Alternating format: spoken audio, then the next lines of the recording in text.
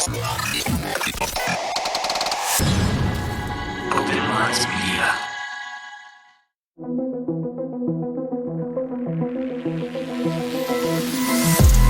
reality we live in can be a very strange place. Most of the time, fact being stranger than fiction. How will we ever start to understand this reality we live in unless we question everything? Join me and a guest as we unravel the mysteries of this reality, one topic at a time. This is Inquiries of Reality with Shayn Jones.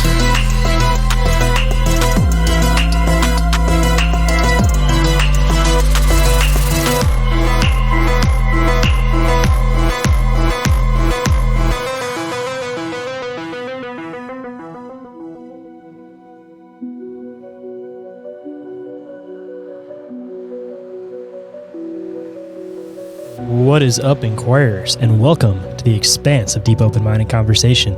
I'm the one they call Shane, and today for you guys, I have someone who's literally been to hell and back, growing up in a situation that can only be conceived in your worst nightmares. But only through venturing into the darkness can the deepest depravities be brought to the light, and that's what he's here to do today. But before we get into the show, just some quick news and updates. The next event that I got to make sure I start promoting because I am going to be vending and speaking at it is Cryptid Halloween 3. That is going to be a Cryptid festival and Halloween craft show, and that'll be happening in West Virginia on Saturday, October 26th. From 10 a.m. until 5 p.m. Orin and I are going to be emceeing and speaking in that event, and there will also be Rick from IKNOWSQUATCH, and there's also going to be Kevin from Where the Weird Ones Are. So make sure you guys are staying up to date on that if you guys are interested in coming out. It is free admission, so you guys can have a little bit less money to spend on admission and be able to get in and be able to hang out and check out all the awesome vendors. There is going to be more information on that down in the show description, so if anybody's interested in coming to that, make sure you guys go down there and get that information, and you guys mark your calendars, of course. And just a quick message before we get into the show. This podcast has a strong focus on community engagement, so I encourage all listeners to share their own experiences and research on the show. So if anybody would like to share an encounter, you guys can email me at ommencounterreports@outlook.com. And if anybody is interested in being a guest on the show, you guys can email me at inquiriesofourrealitypodcast@outlook.com. And every single thing that I mentioned is all available in the link tree, which is available down in the show description. And with that, let's get into the show.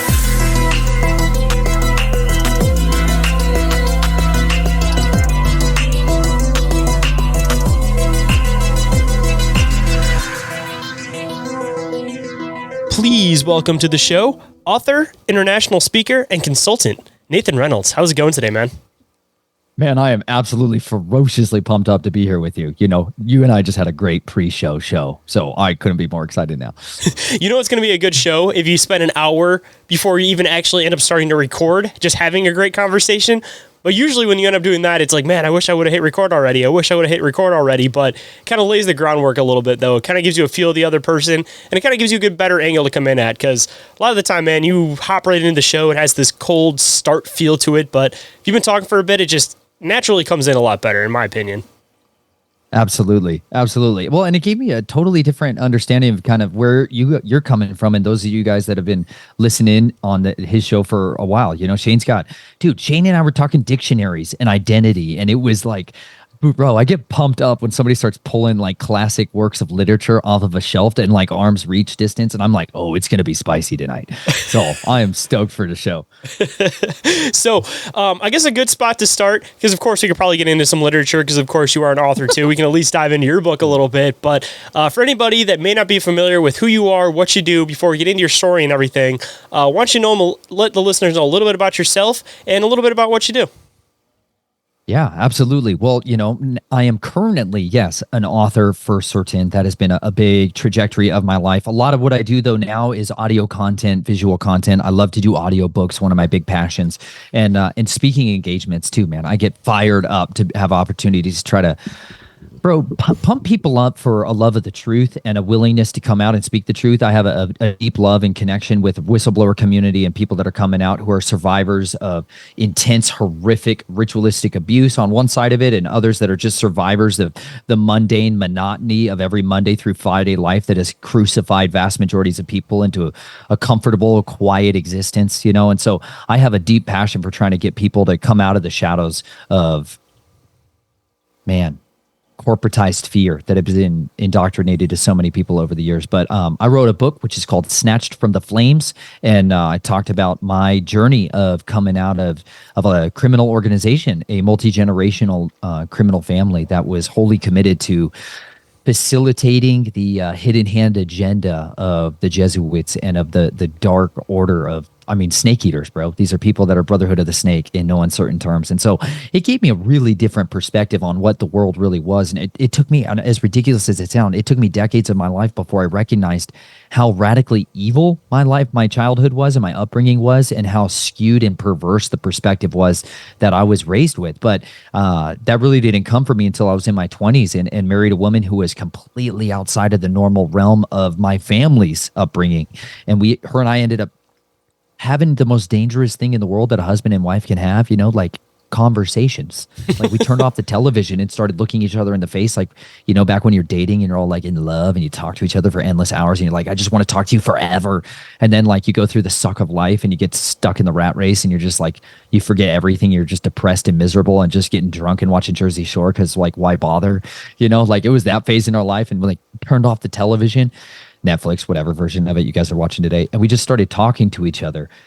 And she began to share with me the insights of her normalhood of life. And I began to realize, like, as I shared more of my past with her, and her eyes would get real big and she would suddenly have this like horribly disgusted look on her face and be mortified of what my past was. And I was like, maybe the paradigm of what I took for granted as normal is not at all. And it began to chip away at this amnesic barrier that had been deeply programmed into me from my youth. And it began to open up to me an understanding of radical intelligent evil that I grew up with is not at all okay. And instead, we should like wage an absolute deliberate war against it to expose it for what it was. So my wife and I have been on a ridiculous journey now for the past 8 years of waging a war with a massive criminal organization that I mean, some people might call the Illuminati, which does have a historical narrative that can be traced out from the Bavarian Illuminati and the acts of the Counter-Reformationists and a lot of this. But my family was practitioners of an old religion of serpent worship, and that gave them a different lens with which how to view the world through cannibalistic, blood drinking rituals and intentional trauma and abuse of children to create undetectable mind controlled slaves. And so it fostered in me a very strange lens, and I'm now on a quest to try to help show people what it's like in the underworld and how it is that we can set captives free.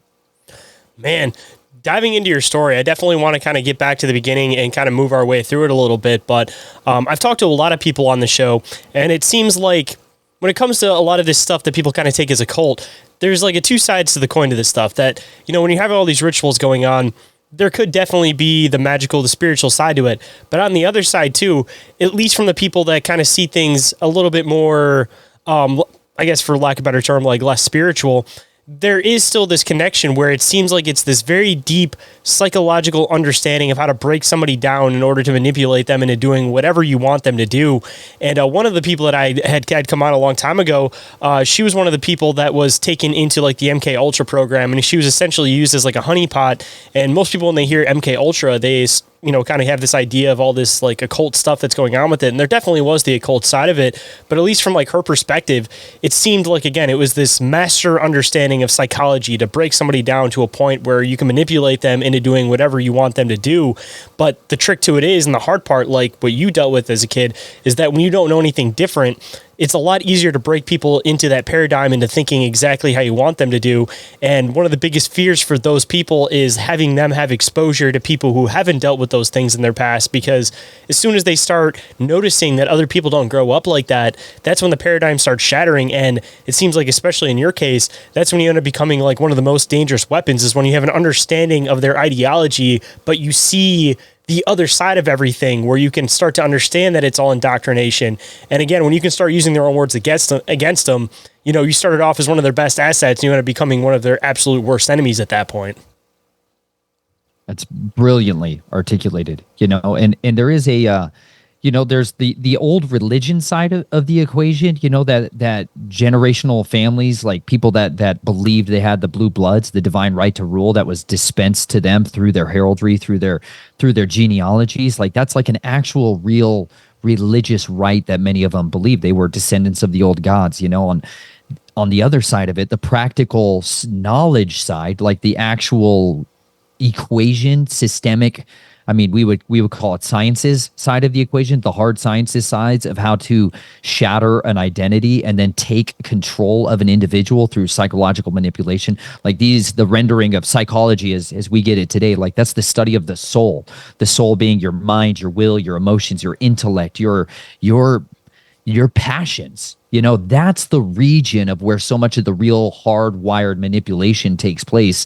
And so a lot of that patterning and conditioning got revealed to the masses in a sense during the 1930s, 1940s, and 50s, and a lot of what the Übermensch programs and the Anu Nervi and a lot of these mixing between occult sciences and behavior modifications and Freudian psychology, that melting pot of what was taking place in Bavaria and in Germany and in Belgium. Like this was this congregation of dark sciences, you know, dark neuroscience that began to just build and foster. And like my grandfather, he's a Fourth Order Knights of Columbus now. So on one side, he's got that strict devotion to and fidelity to the Pope and the weaponizing of counter-reformation ideologies to the maxes. You know, these are masters of the masquerade who put on any mask to lie, to cheat, to manipulate, and to control people, to slowly move the agenda to one that facilitates their doctrines, their religious rights, their new world order plans, you know.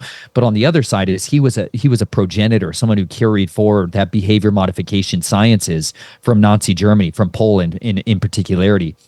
That knowledge base is what he used to start an empire out here for child exploitation. You know, like when you can control people and make them totally convinced there's no way out, like there's nothing they can do to get out, like conditioning learned helplessness into the psyche of an individual at such a young and highly impressionable stage, it imprints in them certainty that there's no way out of it. Everybody's in on it. Everybody that you ever bump into or meet, you're convinced that there's this like omniscient hidden hand that will always filter back and report if you ever try to talk to somebody about what's going on. Like if you ever want to talk about like the snuff porn that's being made or anything else, like you are convinced, wholly convinced and committed to believe that there's no way that anybody's ever going to believe you. And if they do believe you, you're going to end up getting punished, or somebody else that you care about will be punished. And so there's this weaponization of like attachment psychology where they're early on. One of the first like things that is done is mom swapping, so that you can't ever have that same fidelity and loyalty to your mother, you know. And it's like they start messing with that, even like right in the womb and out of the womb, that they're taking you from your biological mother and giving you to another mother, like your cult mother, or somebody who is who has no bond to you biologically, who doesn't have the oxytocin and doesn't have that love hormone and that deep connection. And it enables that mother to be able to hand their child off to people to do horrific, abusive things to. And then there's this confusion, this identity confusion. There's this trauma bonding so that the child is much more capable of being bonded to anybody. And it's very systemically done, especially for the first like 2 years of life. And this is what's really hard for people to maybe understand about, how could moms do these things to their children or let somebody else do these things? Well, a lot of times, y'all, they don't have that actual biological bond. And if they do, it was shattered so early on, or another child was brought in and killed in front of that woman, and she thinks her child died, and now she's raising up this other child. So it's a culture of confusion constantly. It's constant destabilization and confusion, so that when later on in life, somebody presents themselves as like their rescuer, their hero, the person that saves them, you know, they bond to that person. And this is how a handler is introduced. This is how somebody is literally bonded to that personality, that part of them that is looking for attachment, is looking for someone who will be the savior to them. And then that relationship becomes the point of control for a long, long time going forward, you know? And so this is a lot of this is the weaponization of hypnotism in a lot of ways. And some of the best books, G.H. Chesterton's book on hypnotism, a lot of this got published in the 1940s and 50s. So now it became something that was publicly accessible information. So you had criminal organizations of all different kinds. It wasn't just localized to people that were part of the Jesuits. It wasn't just localized to Freemasons. Now it became carte blanche to mafia. Now it became carte blanche to cartel members and people that were wanting to be able to have loyalty. You know, like there's a reason the Hashashins had this loyalty from their followers, that they could call people to cast themselves down and kill themselves at any given moment. You know, that type of loyalty became systematized and weaponized wholesale through our government and through our scientific organizations. And the dark neuroscience agencies began to take this over and begin to corporatize it and start to teach CEOs and practitioners inside the corporate agenda, hey, this is how you can foster this so that you have people that will toe the line every time, and we'll breed a class of sociopaths and psychopaths to be the rulers over, you know, the cattle, in a sense. Hold that thought. We'll be right back. And we are back, so let's hop right in. And I mean, you see that every day with like jobs. It seems like even through school, they pick out who is going to be the herders versus who is going to end up being the live breeder of the cattle. And they start kind of pushing people into those directions. And if you seem like you kind of have that spark that you're going to be the outsider or the black sheep, they try to put that light out as quick as possible so that they can kind of just push you along the line and make you do whatever they want you to do. And obviously when it comes into a lot of the darker means of this kind of stuff, there's a lot deeper of a connection with how they're actually trying to establish and break this stuff apart, where they seem like they want to have like that full isolation, then they get you connected to somebody, and then after that they try to get you into this full isolation where you kind of develop like somewhat of a Stockholm syndrome for like your handler, that you want to do good by them because you think that you might get something out of it or you might get released out of it, even though you know in the back of your mind that's never going to happen. But the same thing ends up happening with even just everyday life nowadays, where it's like when people go to like leave a job and stuff like that, it's not as far in tuned, but it's definitely being used and practiced, where it's like most people nowadays, they're like scared to leave a job. And it's not even that the job is necessarily doing anything like that deeply convicting of the person or anything like that. It's just that they've somehow established this weird emotional tie where you feel like you need that security and you need that safety. And if you break away from it, then you're going to be just completely out on your own, when that isn't necessarily the case. But it's been so inbred into people through the years that it's almost undeniable at this point. And going back to the government experimenting into this kind of stuff, talking about cults and everything too, right after, you know, the main bulk of like the MK Ultra experiments is, and partly towards the end of it, was when all of these like cults started coming out, and people wonder how, you know, you can have all of these people commit like a mass suicide, or you can have all of these people just commit a mass murder. It was strictly, I think, because they were starting to try to push some of this stuff into the mainstream, and they were trying to test this stuff out while also trying to instill a fear of this happening, where people aren't going to as easily join these just random cults, but they definitely have them placed out there so that they can do their experiments on it. But on the other side, they push people away from that ideology to make it seem like, oh, I'm not in a cult. But subconsciously, they're pushing you into that occult mentality in your everyday life without you even necessarily realizing it, that your occult handler, so to speak, is the government. It's the higher power that's sitting above you. And you feel like if you bite the hand that feeds you, that you're going to get casted out forever. And again, it's the same occult mentality. And it's just been this continued experiment that's continuously pushed into society and how we're viewing it now, but it's disguised where it's not obvious unless you actually know what you're looking for nowadays. And I think you've articulated so much of the effectiveness of, you know, what there's a few different forms of propaganda. You know, there's black, there's gray, there can be 7 different forms of propaganda, but there's a type of propaganda that's obvious, that's known. You know, we know this is a source of propaganda coming from our government, like this one.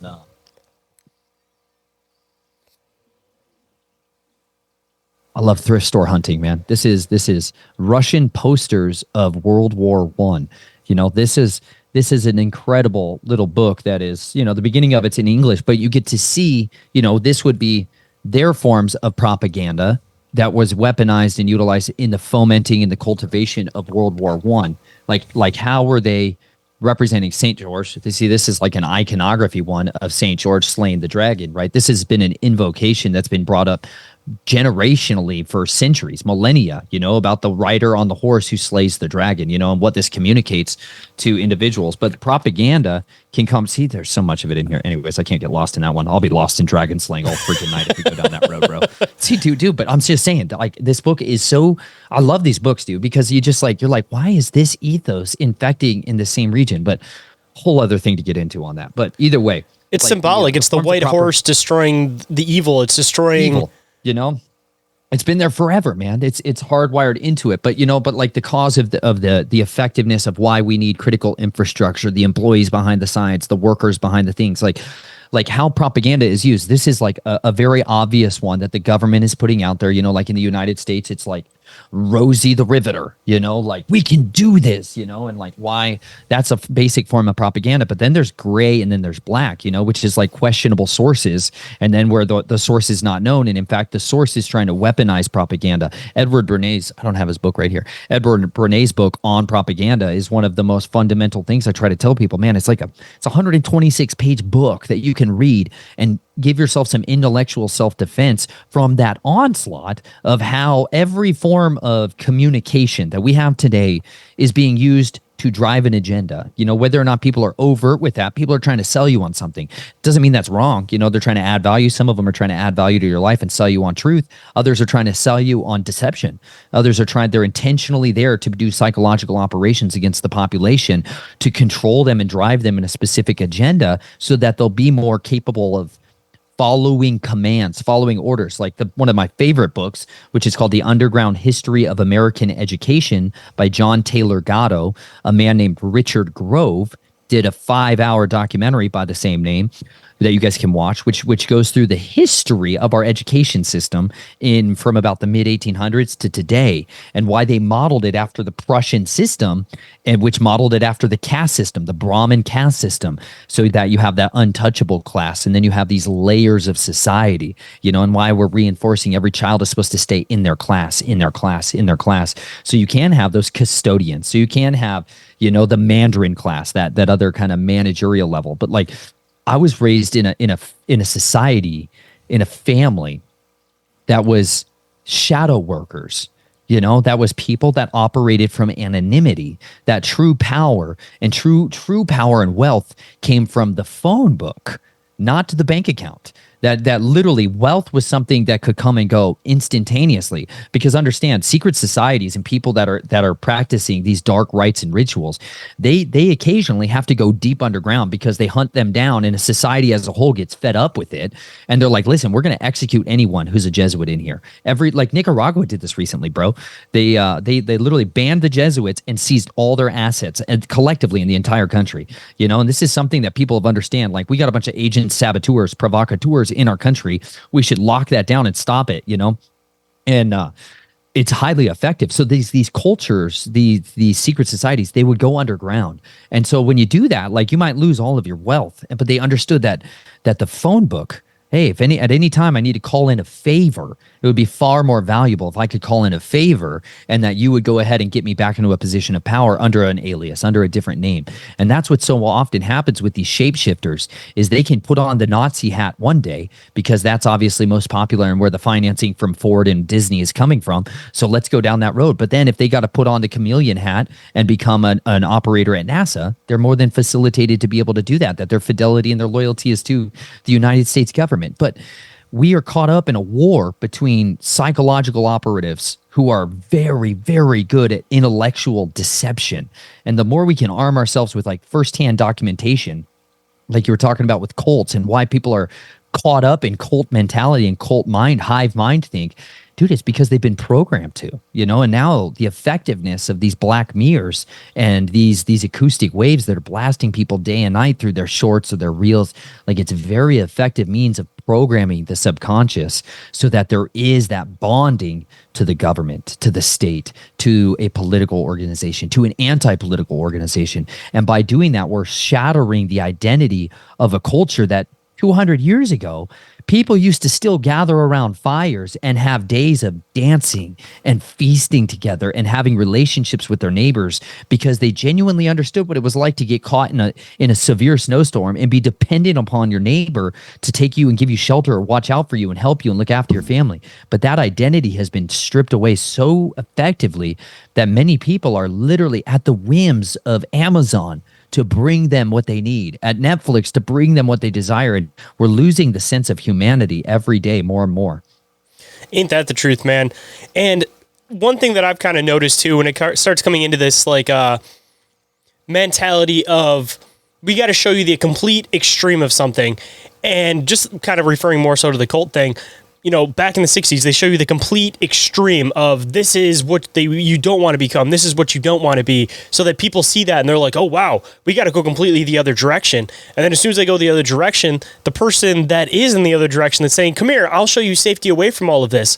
What they end up doing is they do the same agenda, but they trickle it in piece by piece so that people don't notice that they're building up to that. So it's like, oh, you don't like the fact that, you know, those people can say whatever they want. So I don't think that's right. So we should make it so that you can say whatever you want as long as it's not hurting others. And then they start doing this step-by-step thing where they seem like it's gradually supposed to help you, but it doesn't help you at all. It's actually just getting that agenda in. But they had to show you the extreme first so that you ran the complete other direction. And once you're in the other direction and thinking that you're in the other party, then they can start putting it in back in piece by piece to build you back up to that extreme point that you wanted to avoid in the first place. And you're describing, you know, like what is textbook Hegelian dialectic. You know, and like this is a lot of you know, you were talking earlier about some of the Greek classics. You know, you're talking about reading Homer and talking about like the insights that some of these books gave you. Well, Plato and Aristotle, you know, were some of those intellectuals that were fostering the minds of people like Alexander the Great, as Alexander of Macedonia, you know, and there's this incredible discourse going back and forth between them where he is furious that Alexander's furious that he's published their method of controlling the masses, you know, grammar, logic, rhetoric, and some of these tools that can be used in order to kind of set yourself free from that hive thinking, the cult thinking of literally bowing down to the worshipful master, and that is where all the loyalty lies. And Alexander was like, if you tell the masses this information, we're going to lose our ability to control them, you know. And fundamentally, his rebuttal, which is still today, most of the ruling class have this idea, yeah, but people don't read. People not only don't read, it's that you got to train a slave class to be able to physically read instruction books, but that's it. You don't have to give them comprehension. You don't have to give them the ability to communicate what they've learned and to synthesize information and be able to dispel falsehood. You know, you don't teach them logical fallacies. You don't teach them the ability to have debates, you know, but like you go back 150 years, 250 years, and you start reading how often people just debated each other. You know, like they had these reading clubs and they had these amazing, like, you know, the parlors where people sit down and have cafes, right? And how much of the conversation surrounded not just debating from your side, debating from your opponent's position, like, and you would change roles. And this was like having a capacity to defend the position of the opposing view from what you believe. That's one of the most valuable tools you can ever have, is the ability to give the most defensible position of your enemy, you know. And like you said it earlier, like because I saw the insides of the empire for so long, what I was thinking many times in there, if I ever can get out of this, if I ever can have free will, like be me, whatever is left of me at the end of this, you know, I want to set people free because I knew what it was like to be in the cage. I'm not talking about some just intellectual thought cage, like intellectual prison or Plato's cave, like actually living encaged lifestyle. You know, like I voluntarily ran away to live inside dog houses for freedom. That to me was the only safe place I could find was a cage with other animals, you know, like to get away from the people. Like I was so feral in my mind at night, so like in just such a state of shock and trauma at seeing the capacity of dark arts, you know, seeing what Crowley and black magicians were all and chaos magicians were about, like seeing what it was like for people to become another entity, total possession, like seeing people speaking in twilight languages and seeing what can happen on altars. Like I saw such a level of evil incarnate, you know, people that had books that were written on human skin. Like their books, man, were written on human skin and they were sacred. It wasn't just like, yo, that's dirty, that's insane. Like they were the sacred texts. They were the book of the dead that had been preserved on papyrus and then transmuted into a new generation's text. You know, like I saw people that literally weaponized plasma, blood, as a means of the fountain of youth. You know, I saw what it was like for children to be piped and to have their life be used to give others life, you know? And it just, I saw this total systemic form of radical intelligent evil. And I recognized, man, there was this purity and this innocence in animals that I could see simplicity. I could see beauty. I could see like the rawness of nature, and I could see the mark of a creator's hand, some semblance of humanity. I could still see reflected inside a dog glue sitting in there at night, just staying warm from the shared heat of another animal. You know, like I saw that freedom in there, and it was in that place, man, like in that place that I made vows that if ever I got out of here, you know, I would show people, I would show them the way out. I wanted to shine a bright light into that dark pit of the abyss of the souls of men and show them that no matter what you've been through, no matter what you've done or what's been done to you, like you can find freedom, you can find a purpose, you can find restoration, and you can find redemption. Like you can find a life of meaning is out here, you know? And I've seen systemically over the last 10, 15 years, that social milieu of people are willing to actually sit and wrestle with the darkness of their past and the man in the mirror and the internal contradictions of their failures and compromises that enabled systems like that to prosper. Like today, the amount of horrible abuse that's taking place to our children in the forms of what's being pressed on them through our education systems, through our television, through our programming. Like we are shattering the minds of children's identity, their basic identity of what it means to be a boy or a girl or a man or a woman, like just to what it means to be an authentic person, to live the life of where you know what it's like, where your food came from. Like just so much of our humanity is being raped away from us. And like we have these people that now have a chance to rise up and show the way out of that, and to show there is beauty in boldness. There's beauty in courage and convictions, and being a man or a woman with strong convictions is attractive and it's necessary. And you know what? The more we endure the attacks from others, and the more we weaponize the suffering and the pain that we've endured, the more effective we'll be at helping to set others free. Man, I think it's one of those things that no matter what the taboo thing is, people are going to be drawn towards the taboo thing. So if the taboo thing is to be unfiltered, people definitely are going to be shunned about it when they first start experiencing it. They're going to look away from this person, but in the end, they're going to start seeing that authenticity, and that's when people are actually going to be drawn back to these people.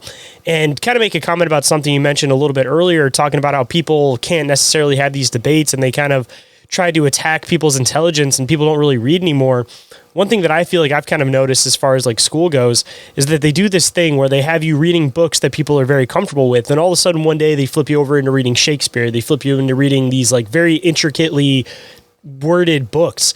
And I feel like the intention behind that is that the average person is going to scoot away from wanting to read books. That's going to be what makes them lose their interest. And getting into like the schooling system as a whole, the whole intention was smart enough to run a machine, but not smart enough to revolt, where they want you to be able to read, like you were mentioning. They want you to have that grasp when you first start reading, that you'll actually want to understand these words. You'll learn how to read, you'll learn how to write. But then as soon as you get to the certain point, they want to cap you off there. So they start throwing this really, really hard literature at you. And then from there, it seemed to destroy that whole idea behind actually wanting to read.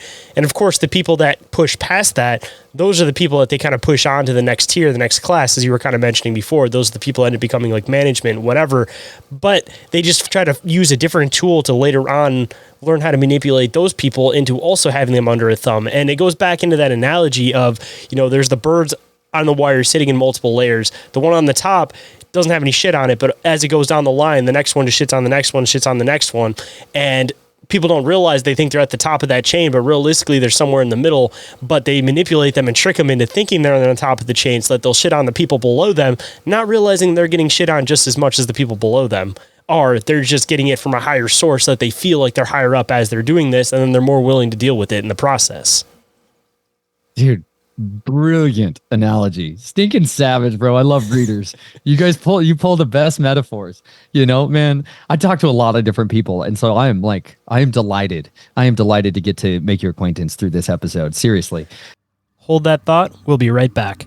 But before we get into this commercial break, if anybody is interested in supporting the show or any of the work I do over here, you guys can go and check out the OMM Patreon.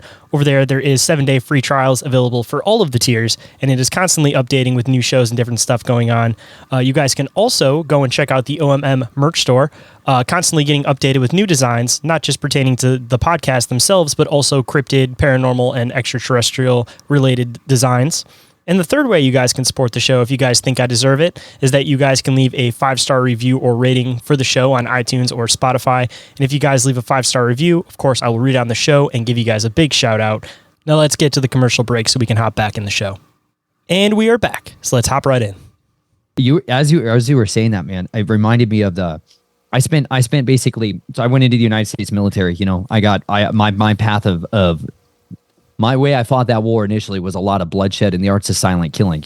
I loved fighting back. Like you talked about, getting let out of the cage for me, was violence. Violence was the way out. That was when I got to be me, all me, But when I got out of the United States military, man, I was a wreck. I was a train wreck cognitively, like physiologically. I was a disaster. Like they burned holes in my brain to like eradicate memories and stuff. But I got addicted to a culture of professionals. I finally got exposed to people that were on the absolute cutting edge of special access projects, guys that do special kill teams, and I got addicted to working with people that were standards of deviation above the norm. I was groomed for something that was called the Junior Jason Projects, which was like a sub panel of the scientific advisory consultant group of people that did classified consultations that were supposed to be abject and neutral, that we weren't going to weigh into things and give expert analysis or insights onto something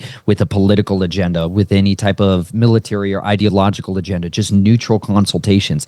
But I got exposed to these people that were polymath geniuses, and I got groomed into being these levels of intelligence, but physically in my normal life was never allowed to demonstrate that. Never allowed to be excellent publicly whatsoever, because this draws attention. And I was raised in a gray man culture, I had a bunch of family pedophiles, and their business was blackmail operations against people. So it was like, nobody wants to know where you are.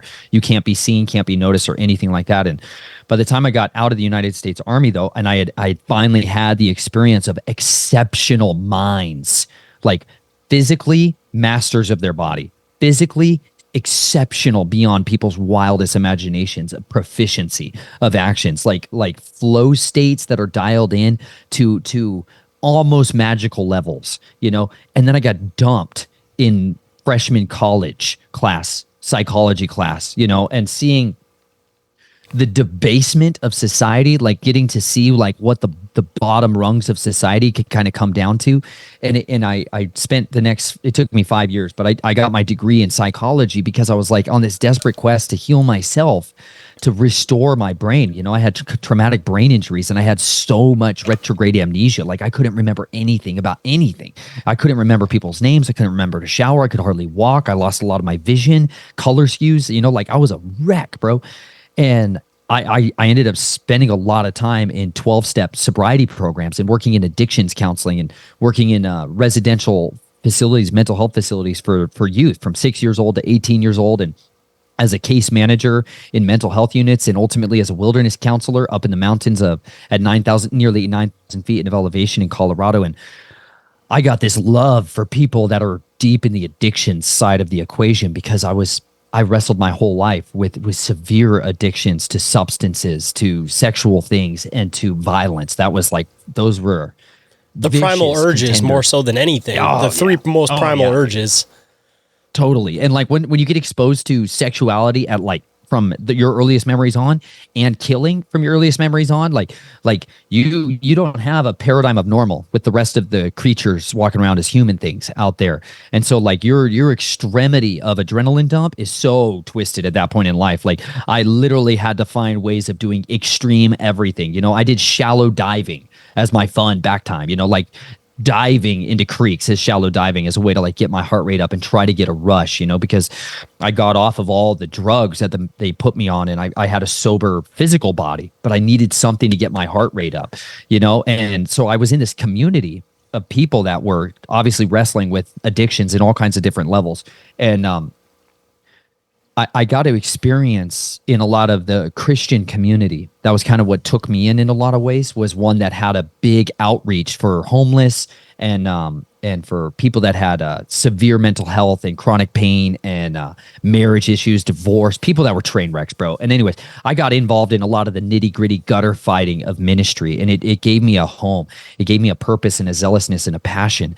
And all along in that way, man, I got to see how people crapped on that level, that rung of society. You know what I'm saying? Like that was the easy, low-hanging fruit that the vast majority of citizens just crapped on constantly, because it was easy, soft targets, because the addictions for some, you know, people that were fat, right? People that were just, that food was their addiction. That was like the way they controlled their identity, was through augmenting their body that way, you know, like those easy targets, low hanging fruit, are still so targeted. And I had a gal send me an email recently about basically like wrestling with whether or not she could ever have a relationship with God while she was still an addict.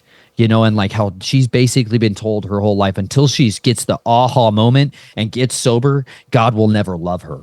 You know, and I've just realized how the weaponization of that class warfare plays out through religion, and it plays out through addictions. And like, no matter what tier of society it is, man, I've been on the bottom gutter rung, you know, of like crawling into tunnels and like slaughtering pimps, to seeing the upper echelons of like prostitutions and pimps that are $100,000 a night people. And it's like, there's the same filth and trash all over our society, but that weaponization of looking down on that other class in order to put yourself up, that bully mentality, is so effective at keeping us from ever having that cohesion, so we could collaborate and work together to be able to set somebody else's shackles free and be able to help to lift each other up, so that, you know what, collectively we can do much more good if we would set those kind of easy targets down.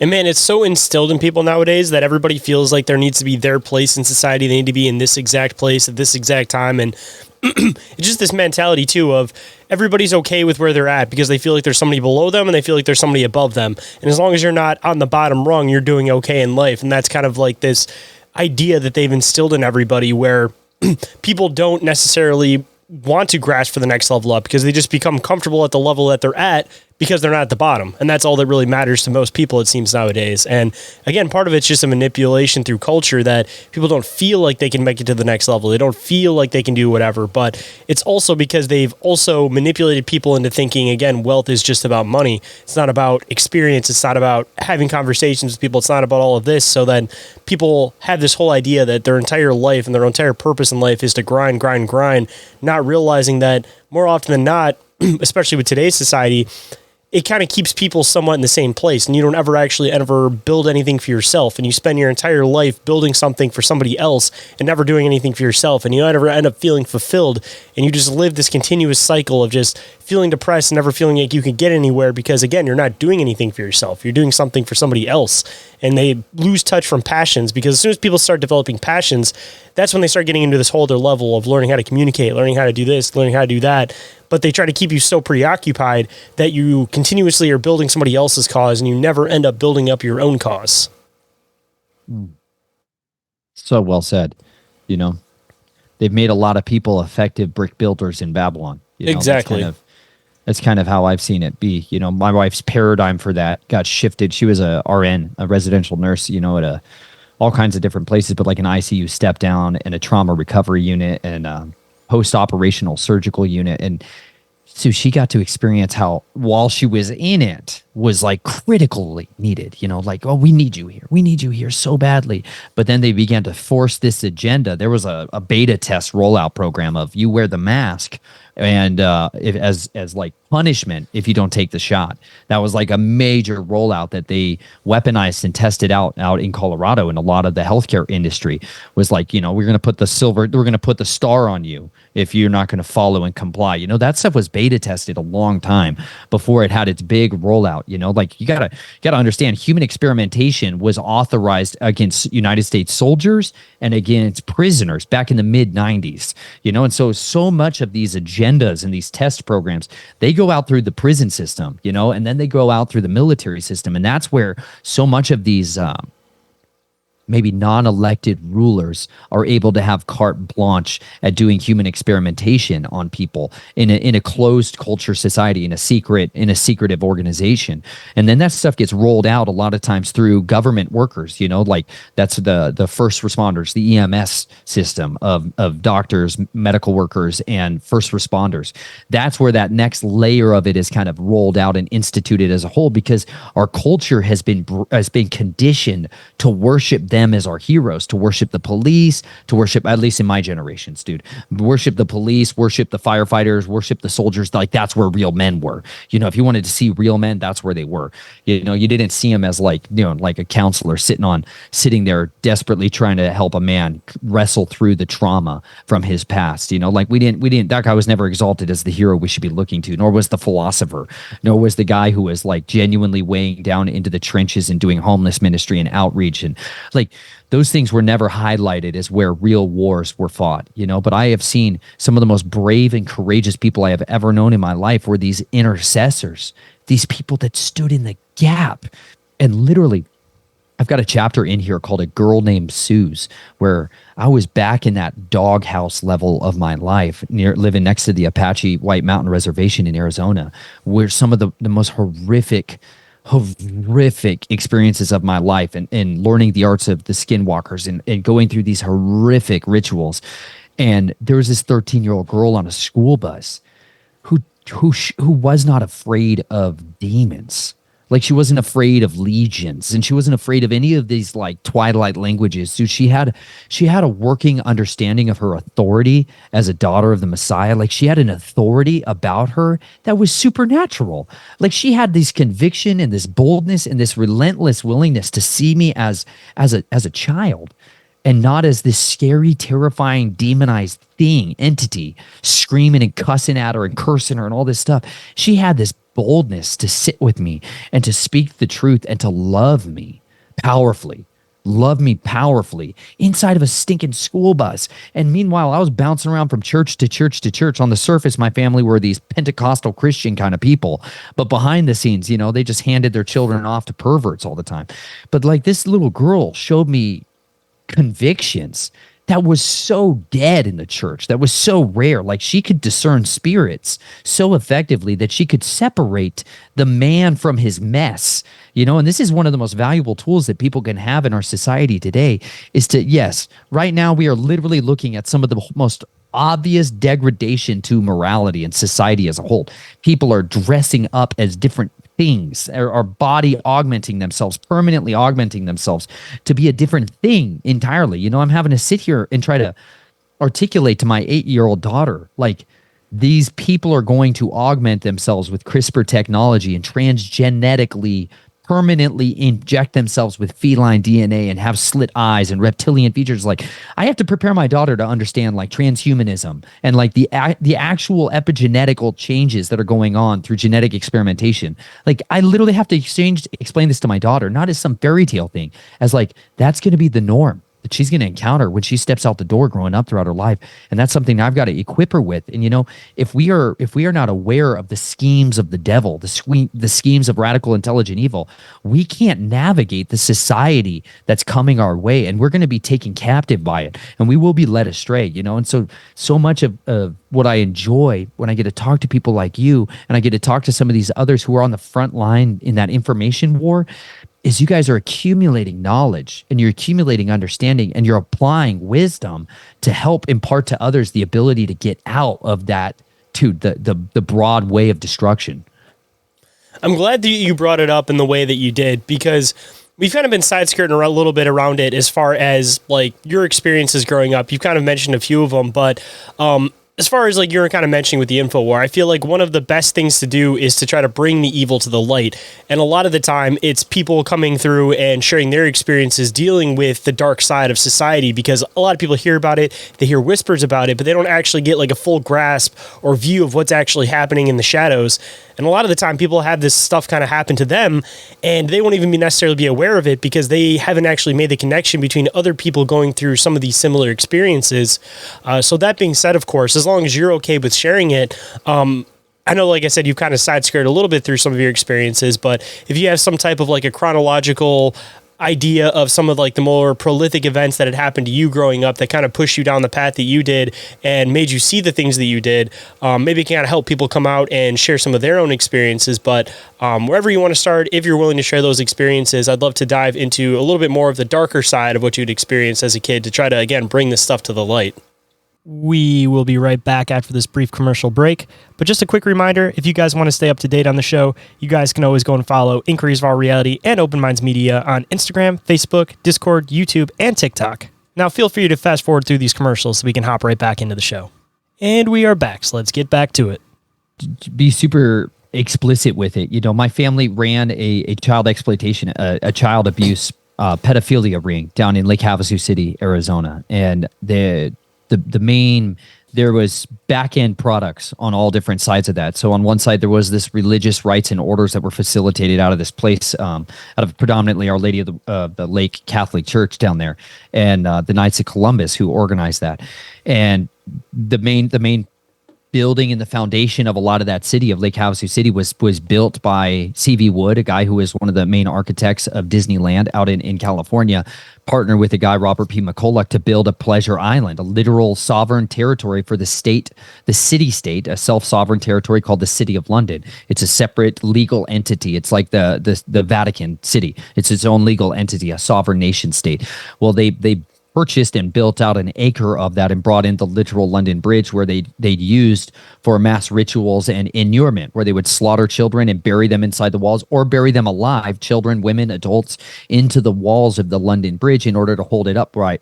They even had Napoleon's melted down cannons that he had used for years to kill and slaughter people. They melted those down and turned them into the signposts, the light posts all along the ridge. A very charged object. Let me just put it transparently, like a very demonically charged portal that was brought over here brick by brick, stone by stone, and rebuilt in Lake Havasu City, Arizona. Total barren desert. This is an incredibly hot, brutal environment, but it's a place where on the spiritual side, there's a spiritual boundary between the gates of death, right, and the land of the dragon. And these are two different principalities that have mutual wars. There's a lot of hierarchy in the spiritual realm, and these are ones that fight for dominance and control. Well, anyways, the main city was built to facilitate plausible deniability for child exploitation rings to operate, where they have a lot of older men and predominantly a retirement community that could have their grandchildren there with them, and it's mostly male on male cult in a sexual abuse. And so I was rapidly indoctrinated into that world of pedophilia, and that's how money is made, that's how deals are done, and that's how blackmail operations are most effectively done. Was a little black book that was used to govern not just people of power, like people that were perceived to be potentially influencers in their society in the days to come. They wanted to compromise them early on in their careers, whatever that was. Like it wasn't always political people. It wasn't. It was a lot of times like corporate business deals. Guys that they saw as potentially up and coming risers were brought in and made to witness, not always participate, but made to witness and watch and facilitate child abuse, and then that was used and wielded against them should ever that be needed. But I mean, I think it's a matter too that they make it seem like it's this taboo thing that you can only access if you're rich, but it's a manipulation concept that the whole intention behind it is that they're using this stuff as intentional blackmail, but they hide it behind the facade of like, this is only stuff you get to do if you're rich and you actually know somebody. So then it's like they're tricking the people while they're also tricking them on a whole other level and creating a blackmail system so that they can manipulate them and use them whenever they need to. Absolutely. It's a culture of exclusivity, and exactly. like once you're part of the initiate, like now you're part of the inner sanctum, but the inner sanctum is like literally, dude, like the inner sanctum is another ring of hell, like without understanding it or to the full expression of it, because it can look real sexy and cute when people put it on Eyes Wide Shut and you have Tom Cruise and Nicole Kidman playing it out for people on the screen. But like, it's dirty, it's gross, it's stinky, fat, disgusting men doing horrific things to children. There's nothing beautiful about what is the gates of power, and like these people are practicing a form of Crowleyan black magic where they believe the most pure form of ritual magic for communicating with the fallen was boys under the age of 9 years old, blonde-haired, blue-eyed boys were like the ideal portal opening machine, if that makes sense. And so in my family, I come from a heraldic descent that had like a lineage that could make an appeal to a throne, right? And so you're put through these different rituals, different traumas, different abuses to create like that shattered personality. That dissociative identity disorder is what they call it today in the modern nomenclature. Previously, it was called multiple personality disorder, where you're shattering the mind through intentional systemic trauma and disruption and disorientation and destabilization to create altered states of consciousness, other personalities that are obedient and have loyalty and subjugation within the cult. And then you have a daywalker side, which is where your morality and your normal person lives and operates. But the nightwalker side is where a lot of these secrets are held. And this is literal split brain programming, where you have the left hemisphere of the brain, which controls, like in normal people, controls the right side of the body. Your right hemisphere of the brain controls this left side of your body. And the right hemisphere controls that left side of your body. Well, the predominant area for language and communication and explanation is that left side of the brain, whereas the right side is much more this artistic expression through, art and music and literature and the what you and I would maybe just call the arts, Well, the programming is done such that on one side of the mind that uses words to communicate, that side is not the one that deeply holds those trauma, the abuse, the memories. It's locked up on the nightwalker side of that other hemisphere, which can't communicate these things. Like literally, you can sit people down in split brain programming, guys who sever the corpus callosum, which is like the hard wire between the two hemispheres of the brain in neurology. When you sever that, you can get somebody who can write with one hand a sentence and draw with this hand shapes and colors of a different thing. But when you ask that person, you begin to show them words on a screen that only one side of the eye can see or one side of the other part of the brain can see.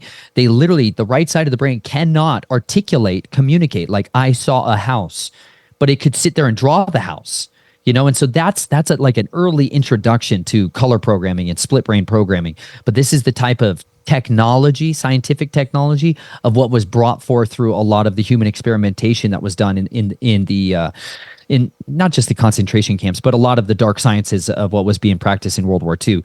This is the stuff that was brought over to create ultimately the Manchurian Candidate, an undetectable spy. That's where it was really finalized. And so my family had a lot of connections to what are splinter cell military organizations. These come from something that's called Operation Phoenix and the Stay Behind projects. And so the military had protocols for having sleeper cells that would be able to live generationally behind enemy lines intentionally, raise their families and their children up as if they are citizens of that country, but train them and program them so that they would be sleeper cell assassins or counterinsurgency or agent provocateurs and saboteurs for a resistance army should ever the need arise. Well, I grew up in a family that had a lot of secret squirrels, right? These are like Air Force spies, splinter cells. And this is what my dad and the military handler in the Army raised me up through what would be called Project X.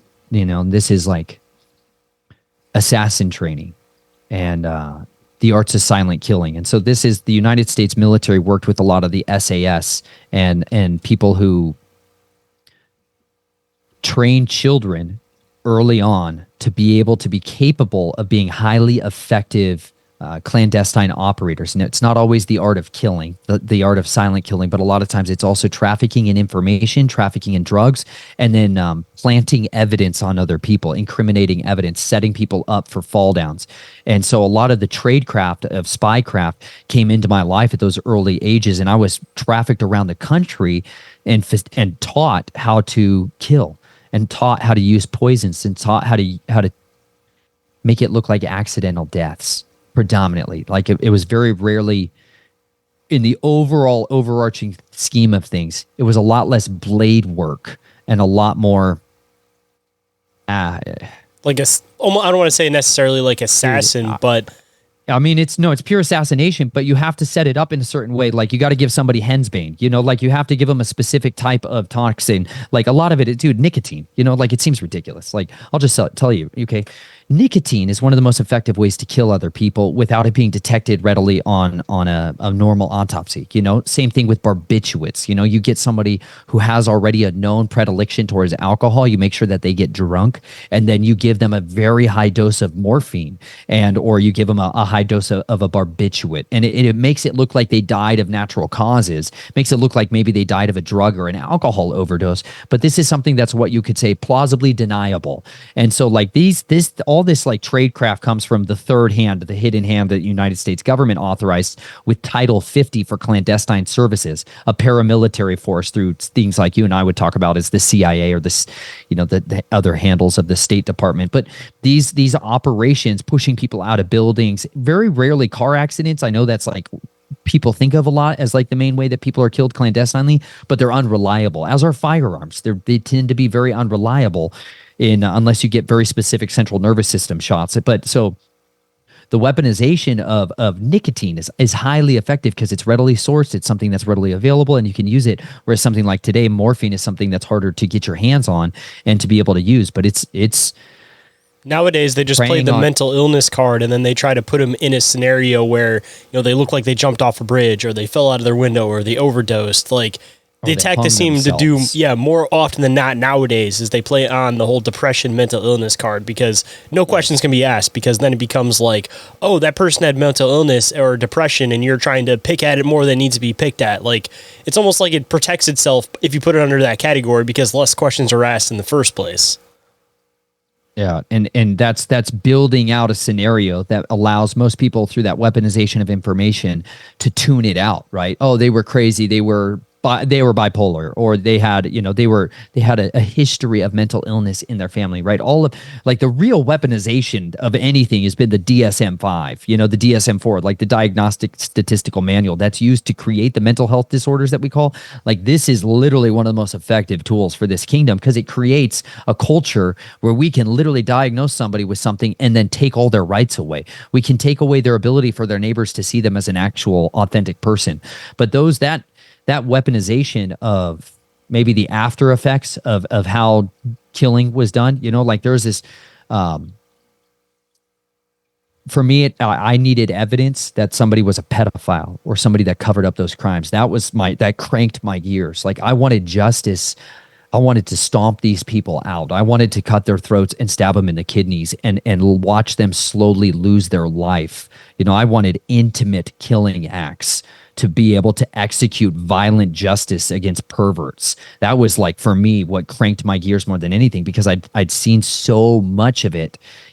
I'd seen the chief of police abusing children.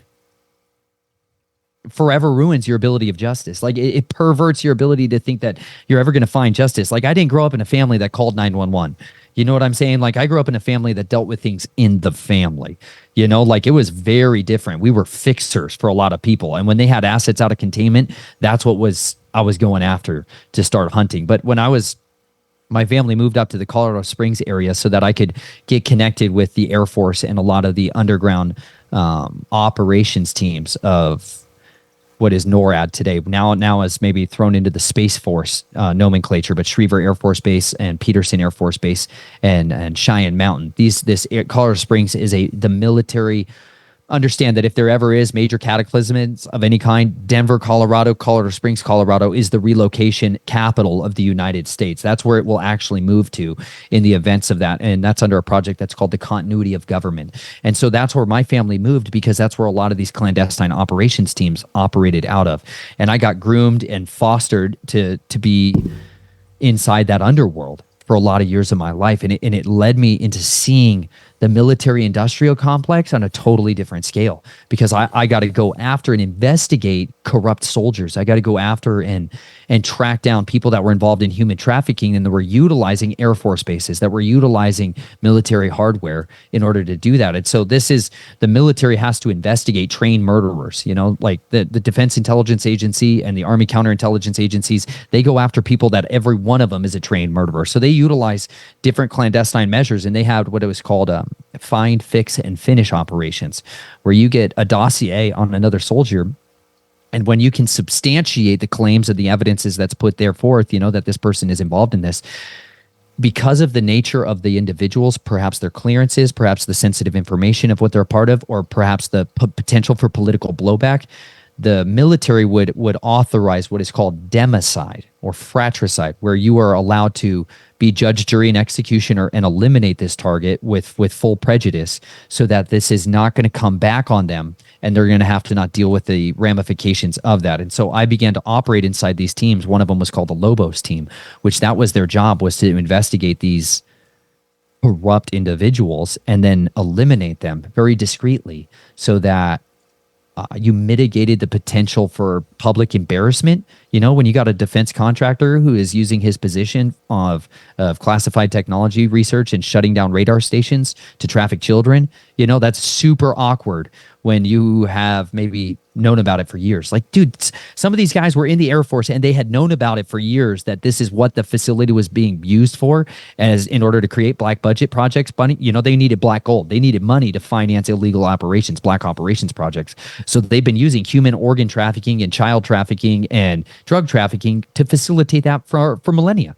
But when that suddenly becomes known and that information is going to get out there, they want to eliminate the potential for blowback and witnesses. And so I started seeing how the military industrial complex was used to cover up each other, that it really wasn't about a true justice. I was just basically a pawn in the game, and they could weaponize that form of justice to go after people for them. But ultimately what I saw was, dude, we were taking out one pedophile in a ring, and there was 150 others that were far more dangerous and far more disgusting, who we were required to leave in place. We were required to not touch, to maintain no contact and unmolested. And it broke my sense of justice. I became what is called disillusioned in the United States military, that this was not the place that I could effectively wage this war from, and I began to rebel and disobey. And it was very, very violent, and it was a very abrupt end to my military career.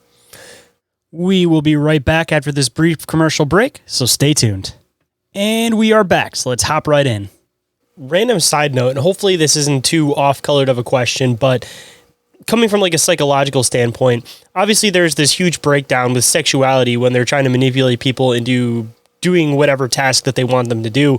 More often than not, it seems like women end up becoming more of like the honeypot, and it seems like men end up being the ones that end up doing, like you kind of said, these like counteractive measures, where as soon as somebody starts speaking out, somebody starts getting out of tongue or stepping out of line, then they send that person into that other person to, again, take them out. But again, there's this huge weird sexuality factor to it. And again, this is kind of where it might get kind of weird. If you don't feel comfortable answering this, that's totally okay. But obviously they misplace your sexuality, and everybody has that intern sexuality, which ends up turning into these weird other primal urges. And I feel like it's one of those things that if you repress it, it ends up showing itself into other places. So that being said, when people are manipulated as a child and they go through all this different trauma and all this sexuality, and then they get put into these positions, they're supposed to take people out that are doing these sexual acts. Is that where the misplace of sexuality goes to? Is that when you're taking these people out, it's almost satisfying that same urge that you'd be satisfied like sexually, but you're disattached from that sexual urge, so you experience it in different ways?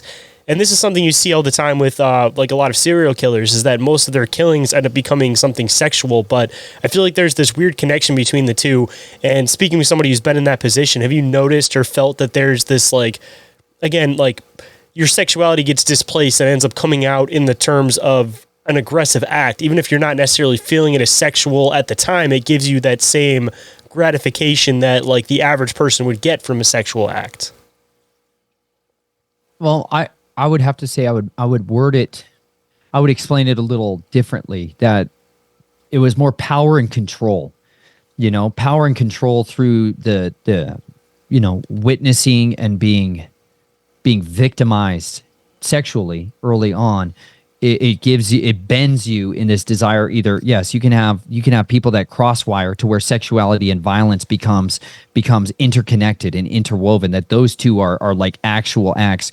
But those guys, or the people that go down that road, tend to become more suited for becoming what they call brutes, which is somebody that abuses and programs and traumatizes victims later on. That tends to be where those guys are weaponized and where they're facilitated towards. The people running like the smut film kind of stuff too, I assume. Totally. Yes, and the people that run those specific aspects of the blackmail thing, the guys that are willing to profit off of both ends of that, that's where they get catered to. But the guys like where I had the wiring was, I wanted the intimacy of bringing somebody over the threshold to justice, like that, like kissing close, like having this. Like it's more so that one-on-one personal connection where it's not necessarily something sexual, but you feel that during a sexual act, that closeness with somebody, but it transverges into something else where you feel this anger, and instead you have that close act with somebody, but it's not over something sexual, it's over something angry, and it's not necessarily a sexual connection, it's more so that just that really close connection with somebody, even if it is taking a life rather than, in the other means of it, reproduction, like giving a life, so to speak.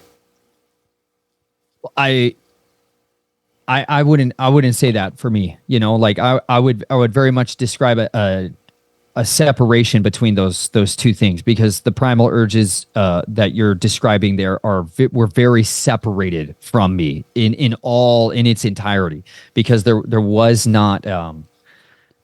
Let me explain silent killing a little differently. Okay. Silent killing is, as I'm not saying that like not deliberately. I'm talking about not making any sound of any kind when you are facilitating and transitioning somebody from a living being to a dead corpse. Like, it's not easy to do that. And most people have no idea how much noise they make on any given basis.